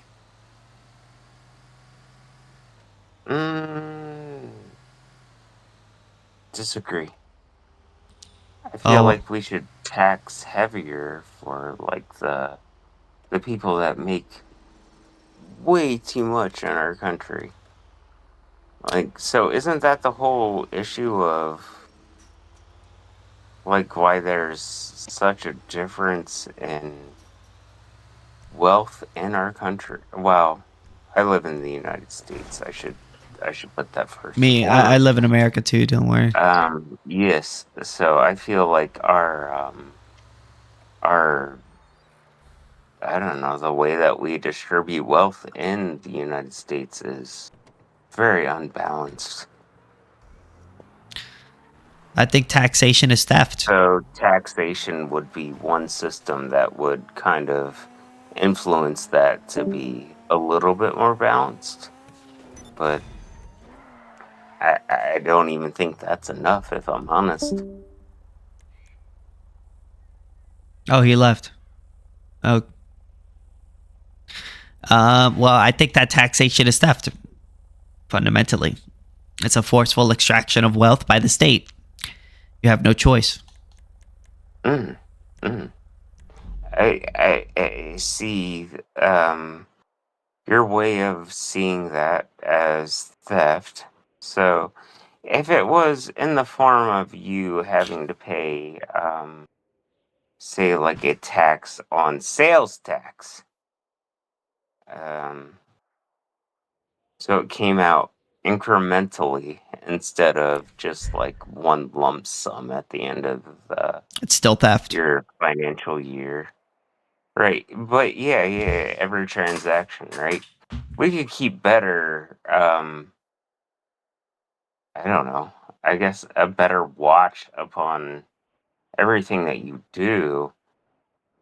I would say it would become more transparent for you to use this form of business, but why is it that instead of doing that, we have a lot of people that just would rather, hey, can you pay me cash? Because there's no fucking paper trail. Anytime a business or a landlord asks to be paid in cash, I just instantly think that they're trying to avoid taxes. Yeah, because taxation is theft. All taxation is theft. Yeah. I didn't disagree with that. I'm just saying that. Well, you're in the taxation is theft room, man. No, I believe that taxation is theft. However, I don't believe that we should also have a system where people can get to the point where they can their wealth dominance is just so overbearing upon the poor. It's just What's wrong with people being rich? There's nothing wrong with people being rich to a certain extent.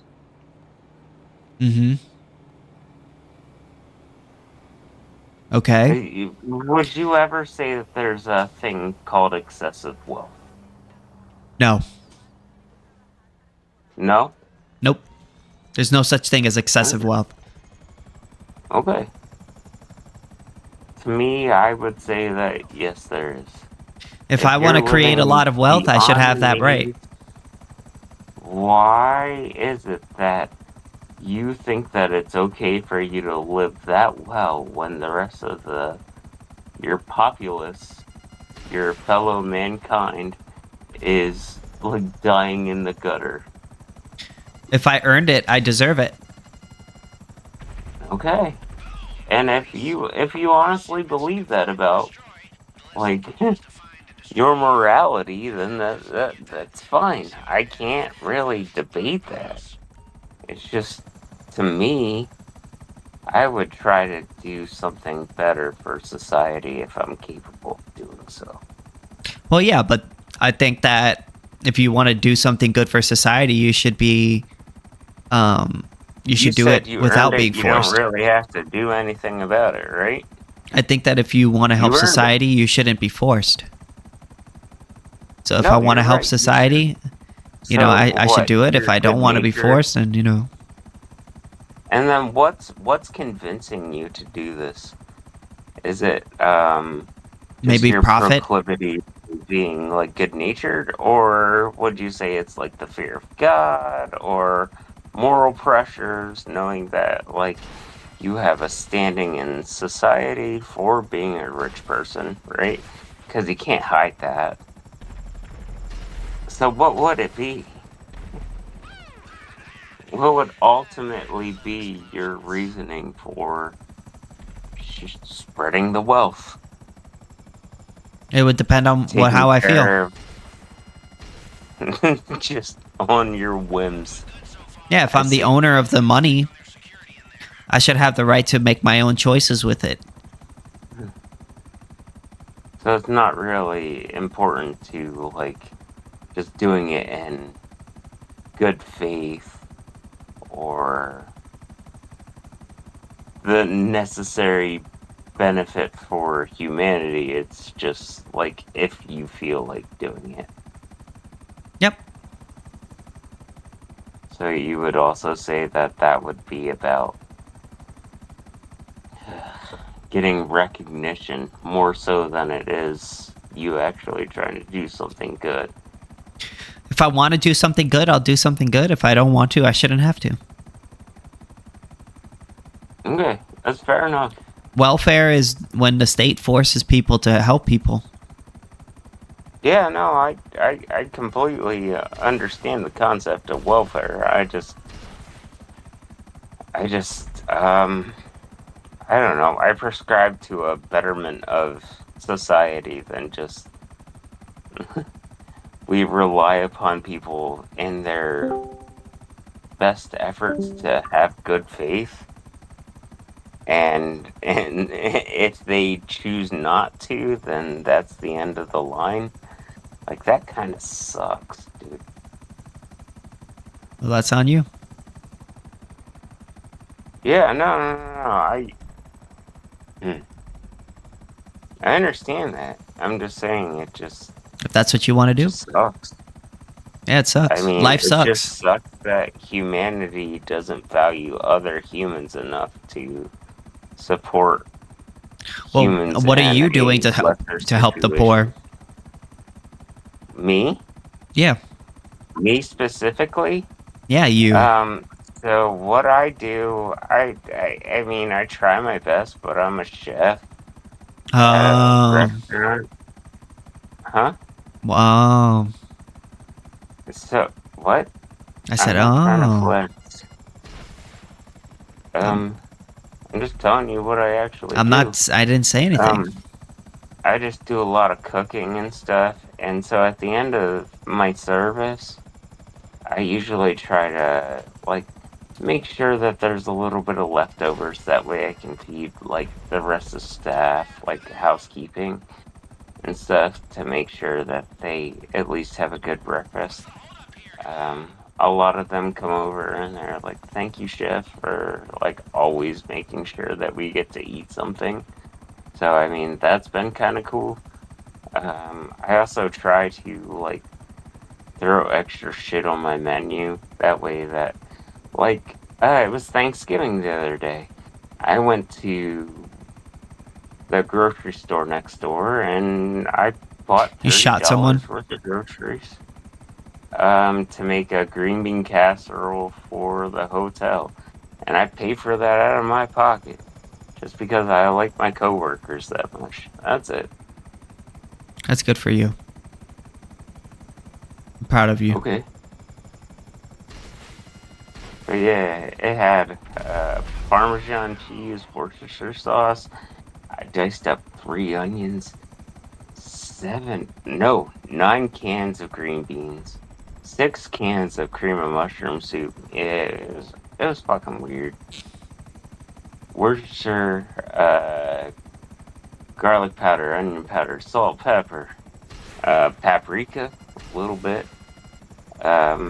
If I had cayenne, I would have, but yeah.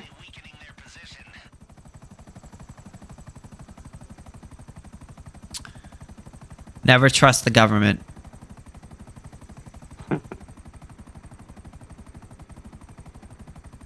Why should I think we should destroy the environment. What do you think about legalizing? What do you think about legalizing drugs? I'm fine with it. Seriously, I mean, like, at this point, they're abused. What do you think Just about legalizing regularly enough prostitution? that there's no way for us to actually ensure that it doesn't happen. So when it comes to like stuff when we're like, marijuana, fuck it, who cares? Smoke marijuana. But when it comes to like heroin, fentanyl, that kind of shit, like that's a different monster. But at the same time, you're never gonna be able to like control it. It's just still gonna happen. So the only thing that happens when you make it a crime for doing drugs is you're basically affecting the poor.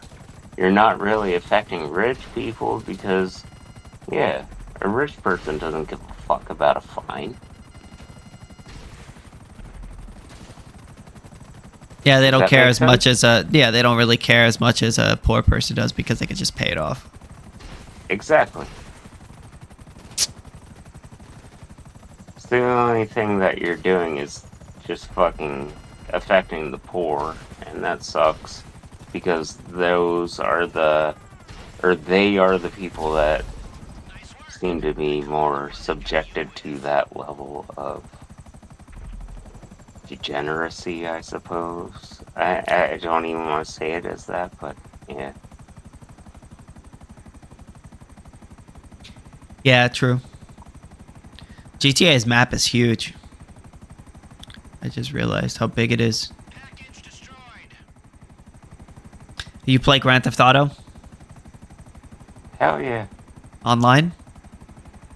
GTA 5? Hell yeah. PC? I had a bunker. I could call in helicopter every time. Oh That's shit, you how want I to play, knew. bro? I had a nightclub. I had an arcade. Me too. Yeah, I played a lot of GTA 5. Yeah, I'm trying to get my money up in the game because I started a new character. Mm. And it's been pretty fun. But yeah, I have a bunker and all sorts of shit. Fucking, what's the nightclub thing or something? I think I have one of those. I What's don't up, even Goo? remember. I haven't Oh, played never in mind. so. I have.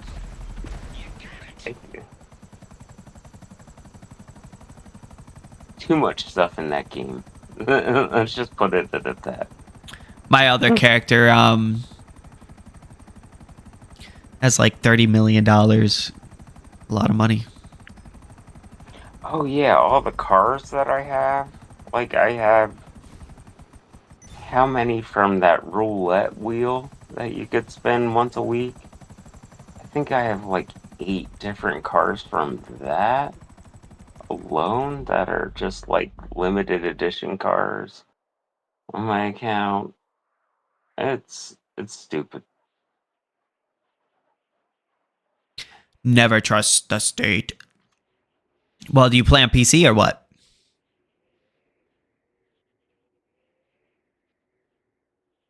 What are you talking about, Vice City?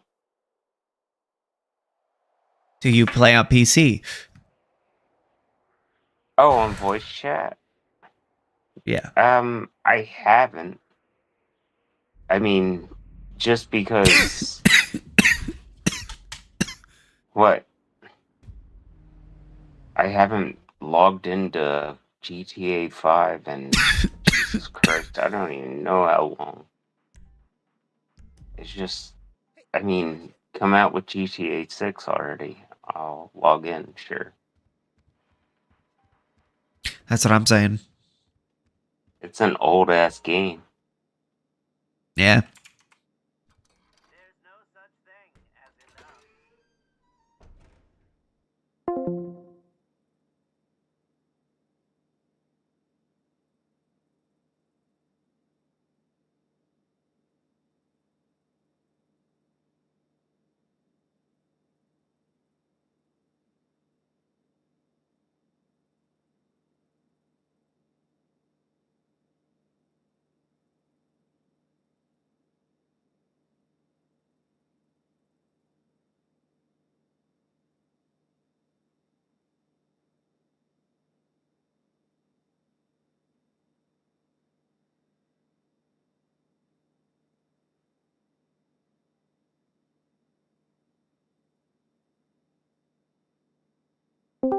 What a Yeah, fag. I get that a lot, honestly. So,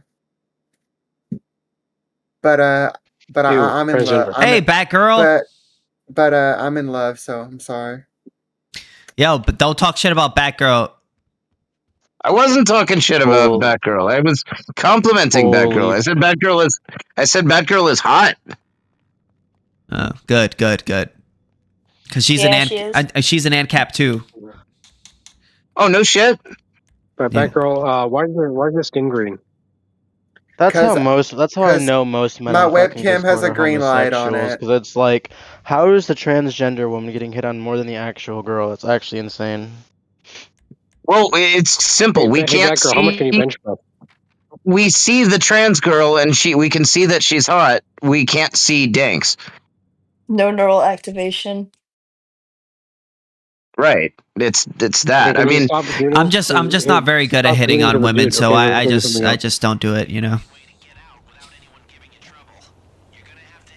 And I it's don't know, not even Danks, go on. nothing against fucking Batgirl. It's just like, it's just insane every time this shit happens. How homosexual men are on fucking Discord. Yeah, it's called Batgirl is pretty. If you put a pretty person in front of men, men will act accordingly. This is why we need to legalize drugs and prostitution. Speaking broad for a bunch of people, buddy. What? This is why we need to legalize drugs and prostitution. I'm trying to. Where the fuck? You know what? I have no interest in hiring prostitutes, but yeah, legalize it. I'd much sooner be a prostitute. I would never do anything like that. That would be. Taxation is theft. Of course, you would say you'd much sooner be a prostitute. You were one. I have been a prostitute more opportunistically. It's never been like a job for me. It's just been like this old queen is offering me, you know, $200 to let him suck my dick. What am I gonna say? No?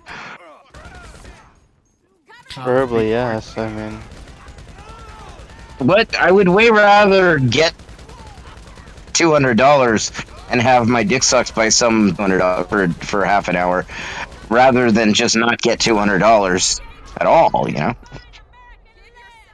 why are you paying money to get your dick sucked? No, I'm not paying money. I'm getting money. They're paying me to suck my dick. Yeah, bro. Why would you pay for sex? That's completely degenerate. That's just OnlyFans, bro. OnlyFans is illegal, bro. Just do it. 3 men. Just do OnlyFans. Okay, but I don't really. I used to do OnlyFans kind of as the co-star and cameraman and kind of producer with a lady that I was with. She did OnlyFans and I was the. He showed his hairy asshole to the world for $5.99 a month. Sorry. No, Who? my ass was never involved.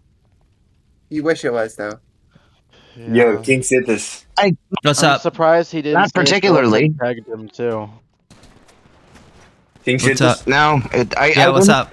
You know what? In retrospect, wanted to. I wish I had let her. I should have let her, but I never let her. Oh my goodness, you are beyond help. Great. I'm so glad you told me about that.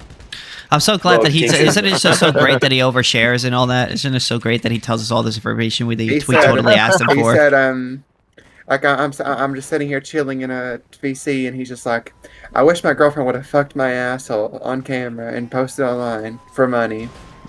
No, you have not seen the start of it. You have not seen the start of it. Wouldn't that this guy. be so quirky? Wouldn't that just be so quirky? Here's the thing. Teehee. I let her, not on camera, but I let her stick a finger in there once, and that was all right. Oh my god! I'm all right. I'll see you guys later. I'll see you guys next time.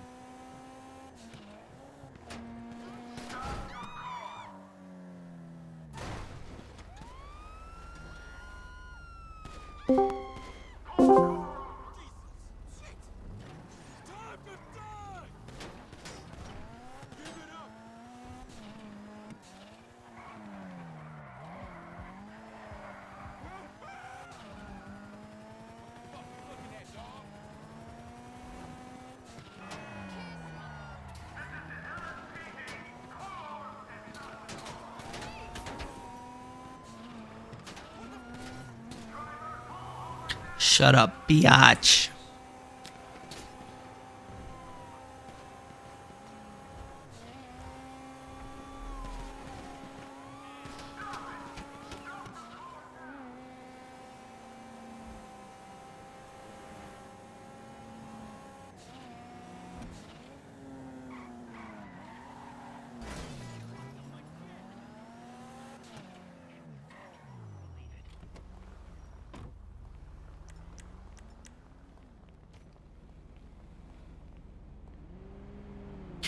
Just gonna hang in here.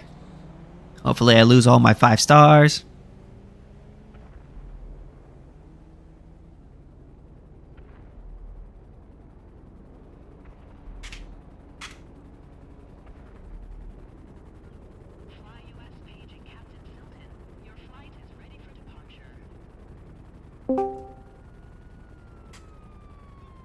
What's up? Yo. Bro, I got clapped up on a market debate. Well, I was saying some liberal, right? And I got him on ethics, right? You know, he agreed on property ethics. He was like, yeah, I believe in borders and police and taxes and all that, right? He conceded, right? But then we started talking about the market, right? And he started naming off a bunch of people, right? And I was cooking up. I was like, these people are only rich because of state funding. But then he brought up Andrew Carnegie, which I think that's how you say his name, right? Andrew Carnegie. You know who that is? I do not.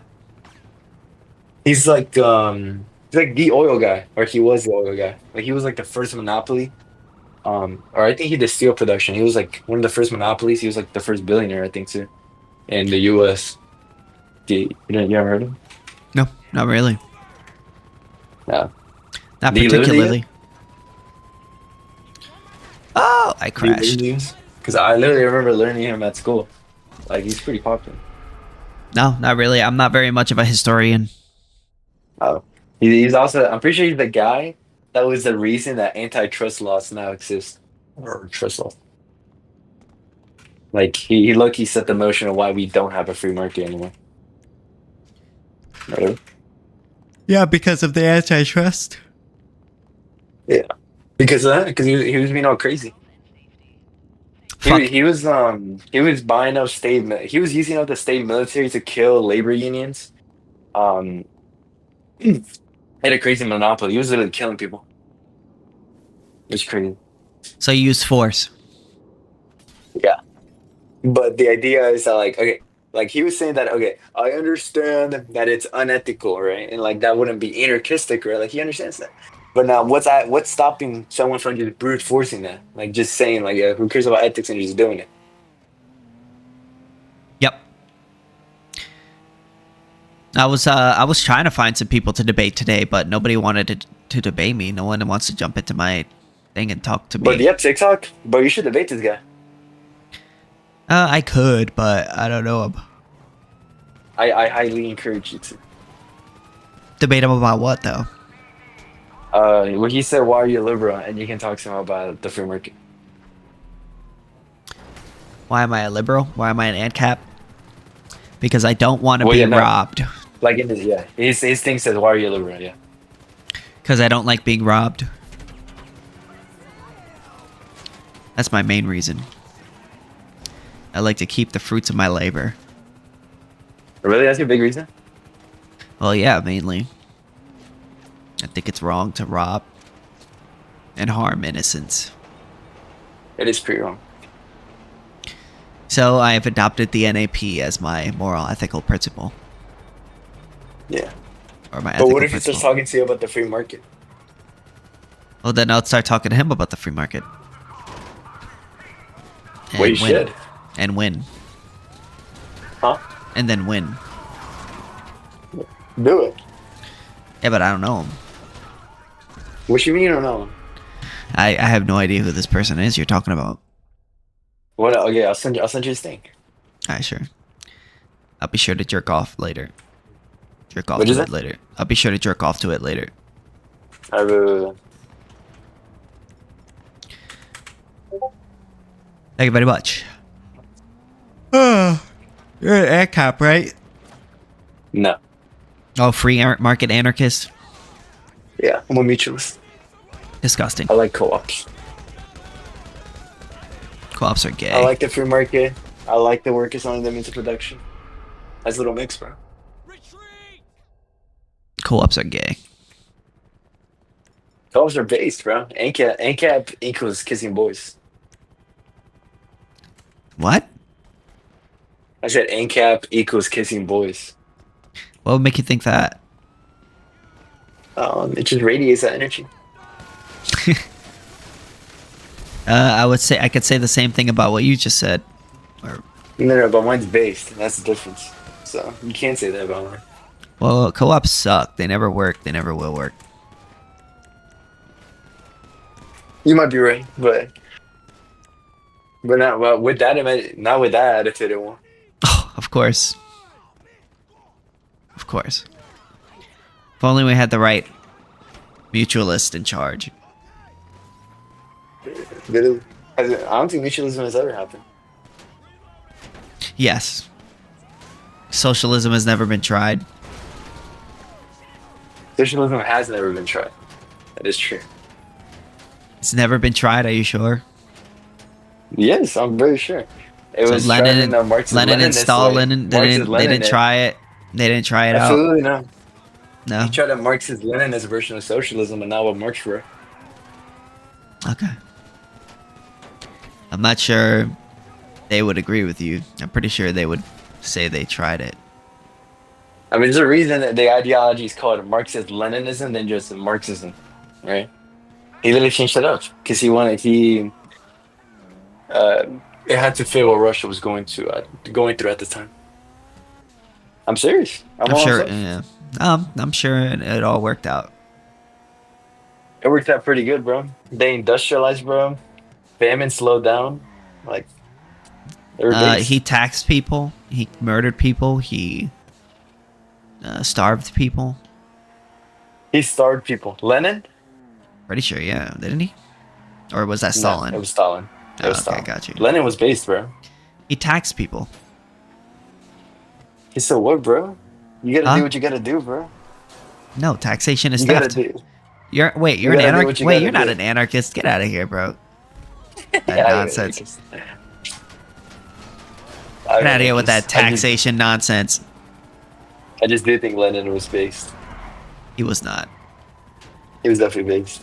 I don't think so. He was a fucking. Also, any person that calls themselves a Marxist is fucking dumb. Right. Also, I forget his name. Kim Il-sung, like the first North Korean leader. He wanted to eliminate all taxes, bro. He was based. Did it work? Did he do He it? got rid of all income tax. Wow, good for him. I'm proud of him. Look how it Right. turned out. Yeah, from sanctions, bro, in the Korean War, bro. Oh yes. Socialist countries rely on capitalist countries to stay afloat. No, socialism. No, absolutely not. Oh. But it also definitely does not help that they get sanctioned. Yeah, because they rely on the capitalist countries in order to live. No, they rely on other people. Correct, like any other country. Every country relies on other people, whether they're capitalists or not. Yeah, capitalists don't need other socialist countries. No, but capitalism needs other countries. Yes, other capitalist countries, yes. I don't think the capitalism part helps out that much. Capitalism they is trade based. It is the most. whether It they're is socialist or the. not. If you care about poor people, then you should love capitalism. I care about poor people. Well, then you should love capitalism. I hate capitalism. Capitalism is the single greatest system that has ever been discovered, and is the single system to get the most people out of poverty. There's no other system that has gotten more people out of poverty. I love markets way better. Free market equals good. Capitalism that is equals capitalism. Boys kissing boys. That I is would not call it capitalism. that. So I give you X for X is not capitalism. You can call it that, but I think when someone calls himself an anarcho-capitalist and a free market anarchist, I think we have a few differences in what we believe in. Like, I hate your So wait, style so of you capitalism, support and I hate the capitalism. forced trade? That's what you're saying? No, I just support communal property. I support co-ops, and I support. So then you're with us. You're an mutual- ANCAP.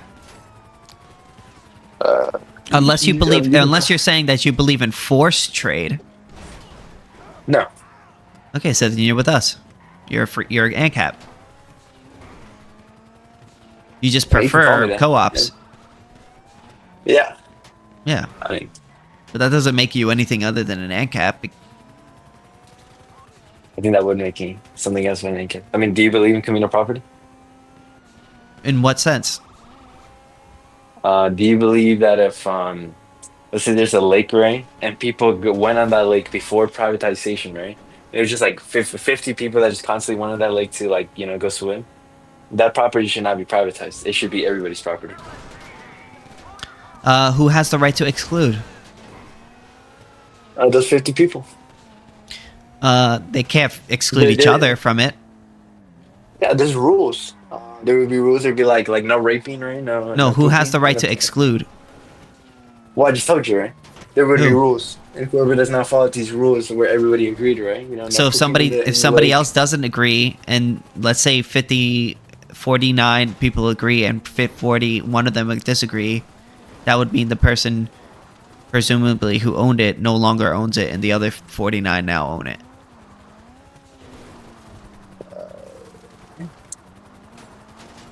I think for those rules to change, it would have to be some. They'd agree. Yeah, but if the other 49 own it, then that would then discredit the claim that all of them own it, because if one of them is being excluded from it, that would mean that they're not all they don't all own it. So one of them has to have for somebody to be the owner, someone has to have the right to exclude. So who has the right to? There is no right to exclude? Okay. Okay. Okay, maybe you're right in an ethical way. All right, like I think ethically, sure, there might not be a rightful owner or there must be a rightful owner, a single owner. But I think in practice, I don't think people care that much, and they'll kick out whoever's pooping in the lake. Yeah, but that's separate from ethics. That's might makes right. We don't have to. That's might makes right.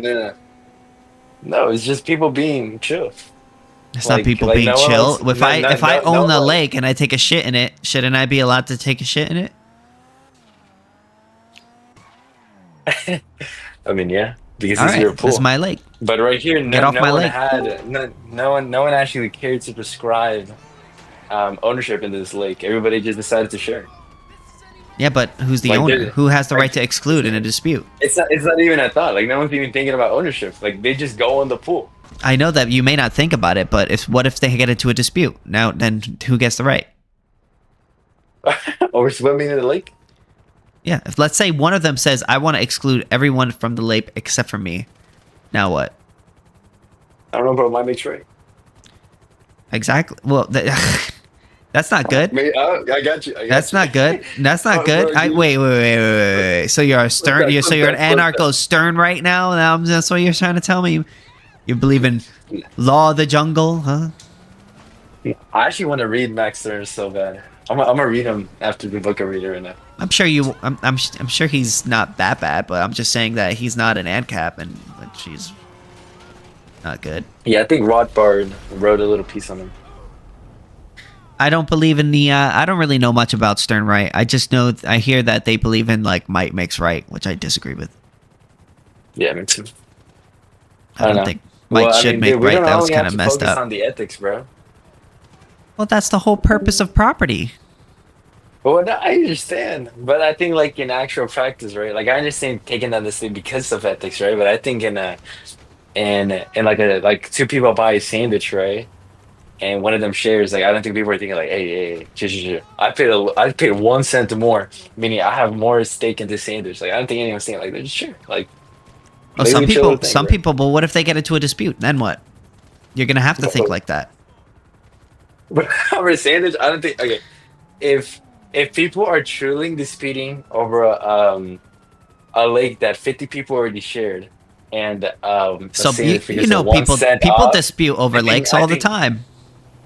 No. Over 50 people owning a lake, like saying, like yeah. If they say they own, of course there's going to be a dispute. What if one of them wants to take a shit in it and the other one wants to swim? Now what? Who's right? I have no idea. All right, then that's the issue, huh? Now you have a arbitrary ethical system that is incapable of settling disputes. I think it's just gay. I don't know. I mean, you could call it gay, but I mean, I don't know what to tell you, man. Some anarchist you are. No, I agree on your ethics. Like, Fake anarchist here. I'm just saying that you're an anarchick.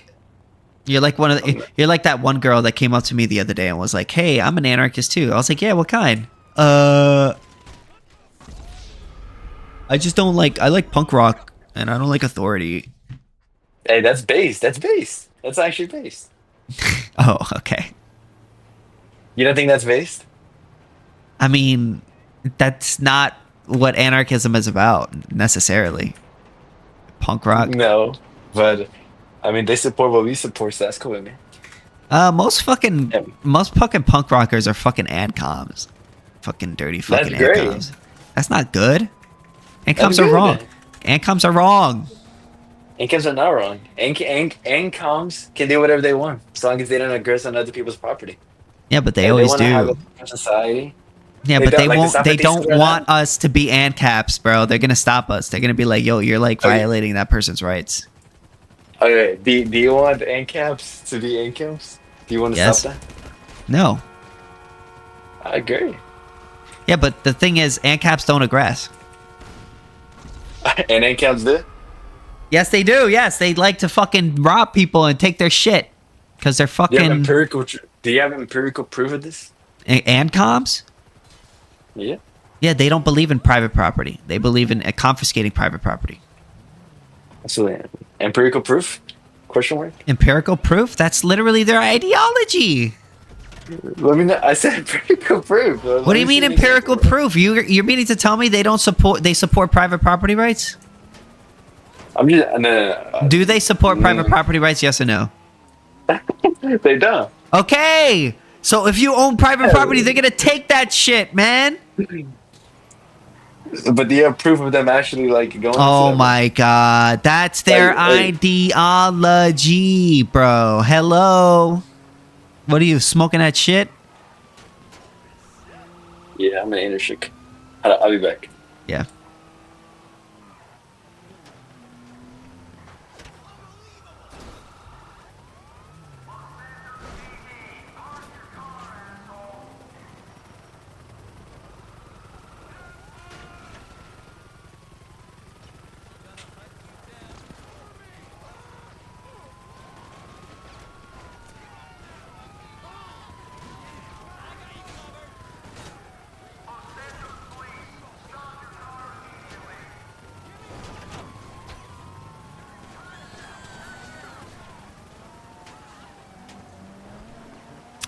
Bro, this has been taking me way too long.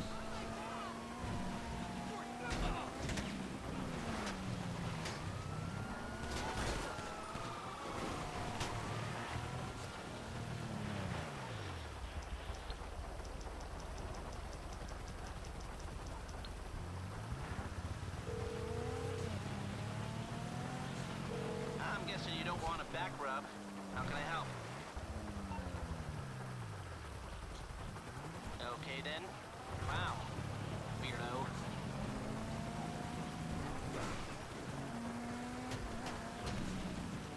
Oh shit, is there no tunnel over here or something?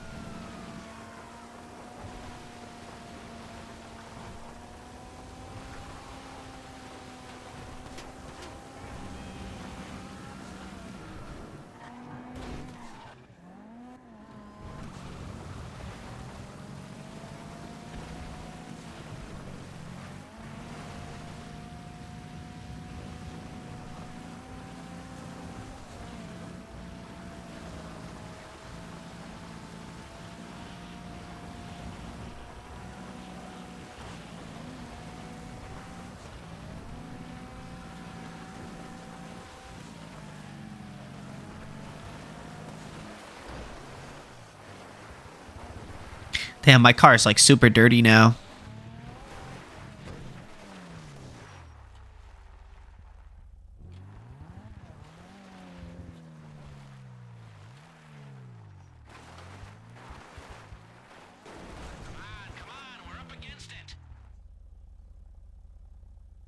There was no year zero.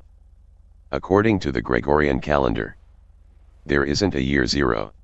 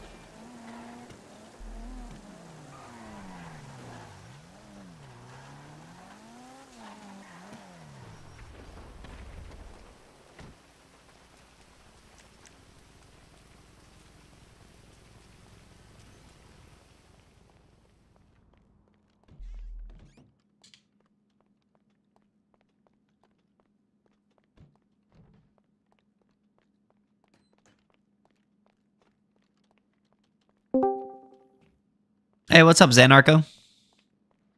Yo. What's up, my brother from another mother? Not much. Mhm. Hanging out. Yeah. Yeah.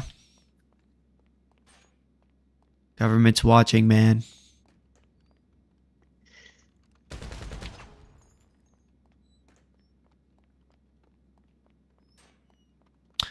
Fuck, bro.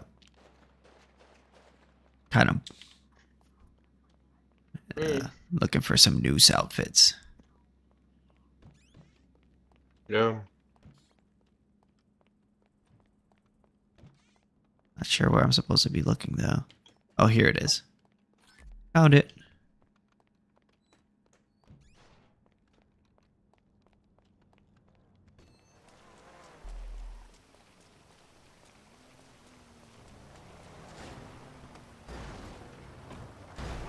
Yes, we need to completely abolish the state. Completely. Yo, dog. Yo. Bro, I lost a debate, bro. Holy, on the market. Okay, I won the anarchy. All right, I won the ethics debate. Like easy. Mm-hmm. Right? That's easy. No one can ever disagree on the ethics, right? Um, but then I talked about the market, and low key I'm lacking on the market, bro. That's definitely my weak spot. Like anarchy, I'm good. But someone brought up, okay, but how in a free market would we stop the Elon Musk, the Bill Gates, and the Mark Cubans, right? And I explained, well, these people are only rich through like the state, right? But I think he brought up the example of Andrew Carnegie. Do you know who that is? No. Andrew Carnegie. He's like an American. He's like one of the he was like one of the first like no, I think he was the first monopoly. He was like one of the first billionaires, and he was the reason that antitrust laws even happened in America.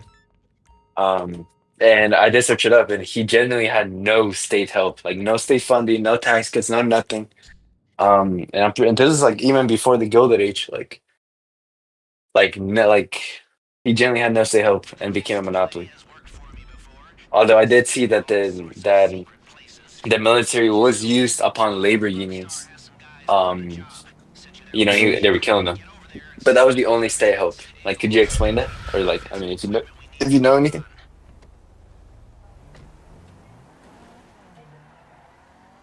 I don't know. I don't know anything about that.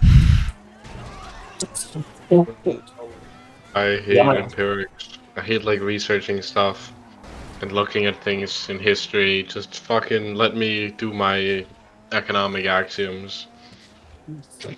Because I'm not gonna lie, he low-key cooked me there. Like, I was just like, damn, I don't even know. Like he genuinely showed me an example of a natural monopoly, as far as I know. Or maybe he was like Andrew Carnegie. I'll send you the name, or I put it in section.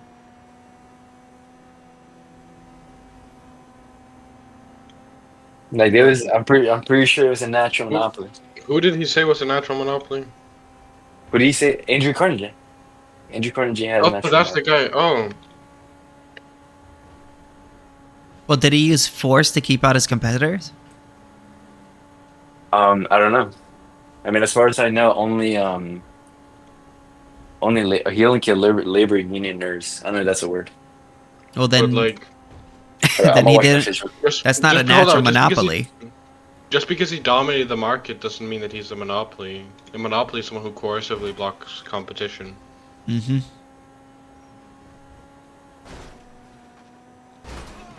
That's lame. I said I want a bunch of Andrew Carnegies though. Like, I don't think that's a good society. Ancap He was efficient. He was good at it. Like, that's why he had such a big market share. It still wasn't a monopoly because he wasn't coercively blocking competition. Wait, do you know that, or are you just saying that? Like, I'm guessing. I know that. Well, when you're first to the market, that's how right? Every one of these like steel monopolies or whatever people are like. When you're first to the market, technically you have, with a new product, technically you have 100% of the market share until someone competes with you. But that doesn't mean. With him. But that doesn't mean. Yeah, because it was better. But that doesn't. Hold on. Go. So, I don't know you can keep going. So that doesn't mean. So listen. That doesn't mean that there's no competition. Competition, the threat of competition is also competition. Because if they start to raise their prices, right, to exorbitant rates, and then they start making profits, other businesses will come in and start selling the same product and undercut them, allowing them to basically no longer being a monopoly anymore. You know what I mean? And that's sort of the thing with the market. As long as you're not stopping anyone from coming in and competing with you, because of the potential for competition, they're always going to do what they can to try to avoid that competition. And if raising their prices does that, it causes the potential for competition.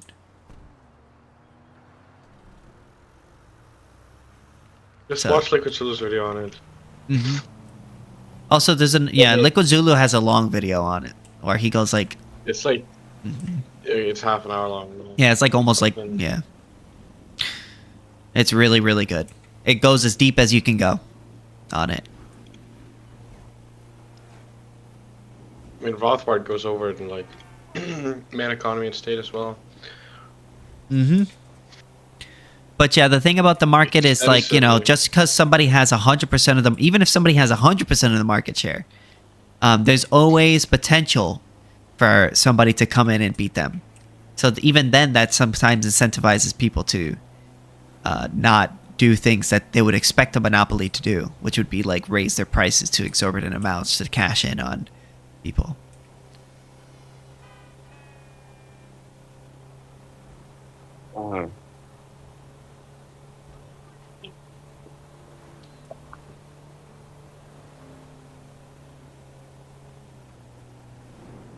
Also, every single time a monopoly buys out a business, or sells things at a lower rate to put other businesses out of business, those businesses don't just disappear. They end up selling off their asset to below market cost, which allow the next person who buys up their goods to, which may not be the business that's already has the large market share, to be able to operate at a lower operating cost than the business before it. Thus, like, giving it even more competition, like make it easier for competition.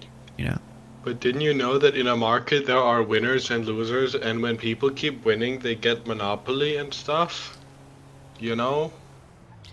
Well, the thing about the free market is sometimes people win, but people don't win indefinitely. People win in certain situations, but just because someone loses does not mean they always go out of business. There's winning. I'm just kidding. But what if they just buy all the competition, bro? Well, then you just shoot them.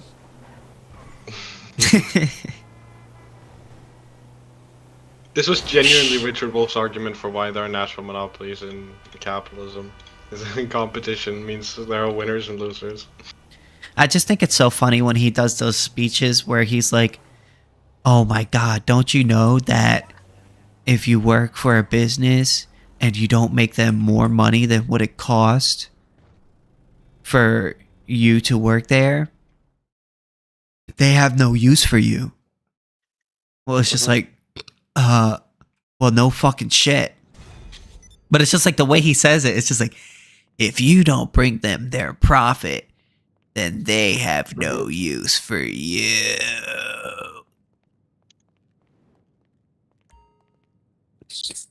Better. I'm fucking dying here. Why is no one joining? I don't know, man. I think they've caught on to our antics, and yeah, maybe. Or maybe it's because it's Sunday. I hate I can't join shit in politics. Like, I'm just locked from the rooms. It's so annoying. Yeah. I don't get it.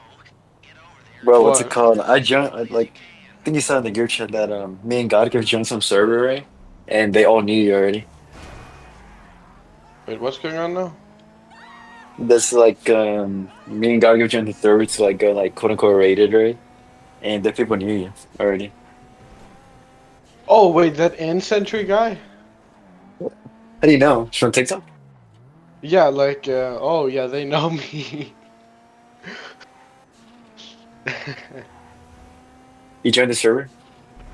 Yeah, I mean, I debated him.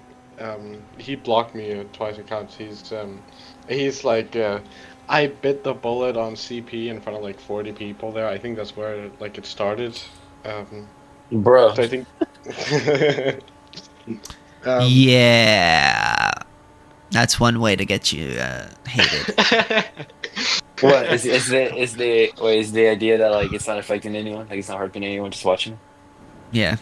Oh, it's a very specific argument based on like our property theory, like based on the possession and distribution. It cannot be necessarily aggressive, because there can be no property claim in the material that is being distributed or possessed, because that is merely an image or video which is non-scarce, which cannot be held a property claim in. So it's just like it's just applying the anti-IP thing, basically. Well, you gotta start saying ethically right and morally wrong, bro. You gotta start saying that, bro. I'm just gonna like, I don't use that terminology. I say law is a subset of ethics, so I just say it would be criminal. It's criminal, but it's not moral. I don't think like even mentioning like, it wouldn't be criminal. Even if I mean like, oh right, yeah, it wouldn't be criminal, right? I think the point is that like whether or not it's more, whether or not it would be moral or immoral, it's not really a question that libertarianism asks or answers. It's kind of irrelevant. I know it's like maybe like optics wise, it's probably something I should mention. Yeah. But like You I would gotta never tell be able. him. But like Yeah. even then, I would never be able to justify that position. I don't like. I would never get there. But like even mentioning morals outside of like a law, like I have no way to justify my fucking whim-based ethics. No, you just say no. You just say that ethics are objective, right? That we gain through argumentation, but morality is entirely subjective, right? Yeah, but Sulu would come after me and rape me. He disagrees? Because he believes in No, like, objectivism. That's subjectivism, isn't it? Yeah. The objectivists would get very like. I agree with the objectivists on metaphysics and epistemology, right? But I'm very shaky on ethics. I don't like. I don't care for defending ethical egoism. I don't give a shit. I see the idea, but I would never like. I would have to ground ethical egoism from the and this is not what I do. Like I don't. Okay. Okay, I understand like your concern, but you really think Grain Ansem is gonna tell you to ground, like Yeah, I know. Like, yeah, they're probably not gonna ask that, right? But you just think he would? No, I know, like, optics-wise, like, I should probably say that. I should probably make that clear. And I try my best when I'm debating these things. Like, I want to make this very, very clear, is that this is a definitional problem regarding law, is that it does not technically initiate a conflict, and therefore is not criminal under this specific definition. Like, if I really, really try, I can make it sound as least possible bad as humanly possible, and, like, do the whole thing. It's very hard not to make it look bad, sound bad. Yeah, like, you could also do, like, this whole thing is that, like, how to punish these people is that all this means that you could not use one specific kind of punishment, which would be violence, obviously, because that would initiate a conflict then. So you could obviously just, like, fucking physical removal, right? So, like, that's where it's actually useful to use physical removal, for example. But, like, it still sounds bad. Like, I can go over, like, the semantics of the definitions, and I can go over how it would actually go into society and how they would be physically removed. It still sounds really, really bad. It's almost like we're wrong. No, I'm just kidding.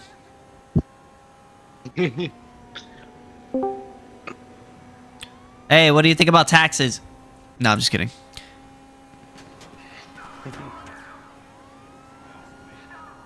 Fucking love taxes. Fuck taxes, bro. You don't like taxes? Hell no. Oh, I love taxes. Taxation is theft, bro. Don't lie to me.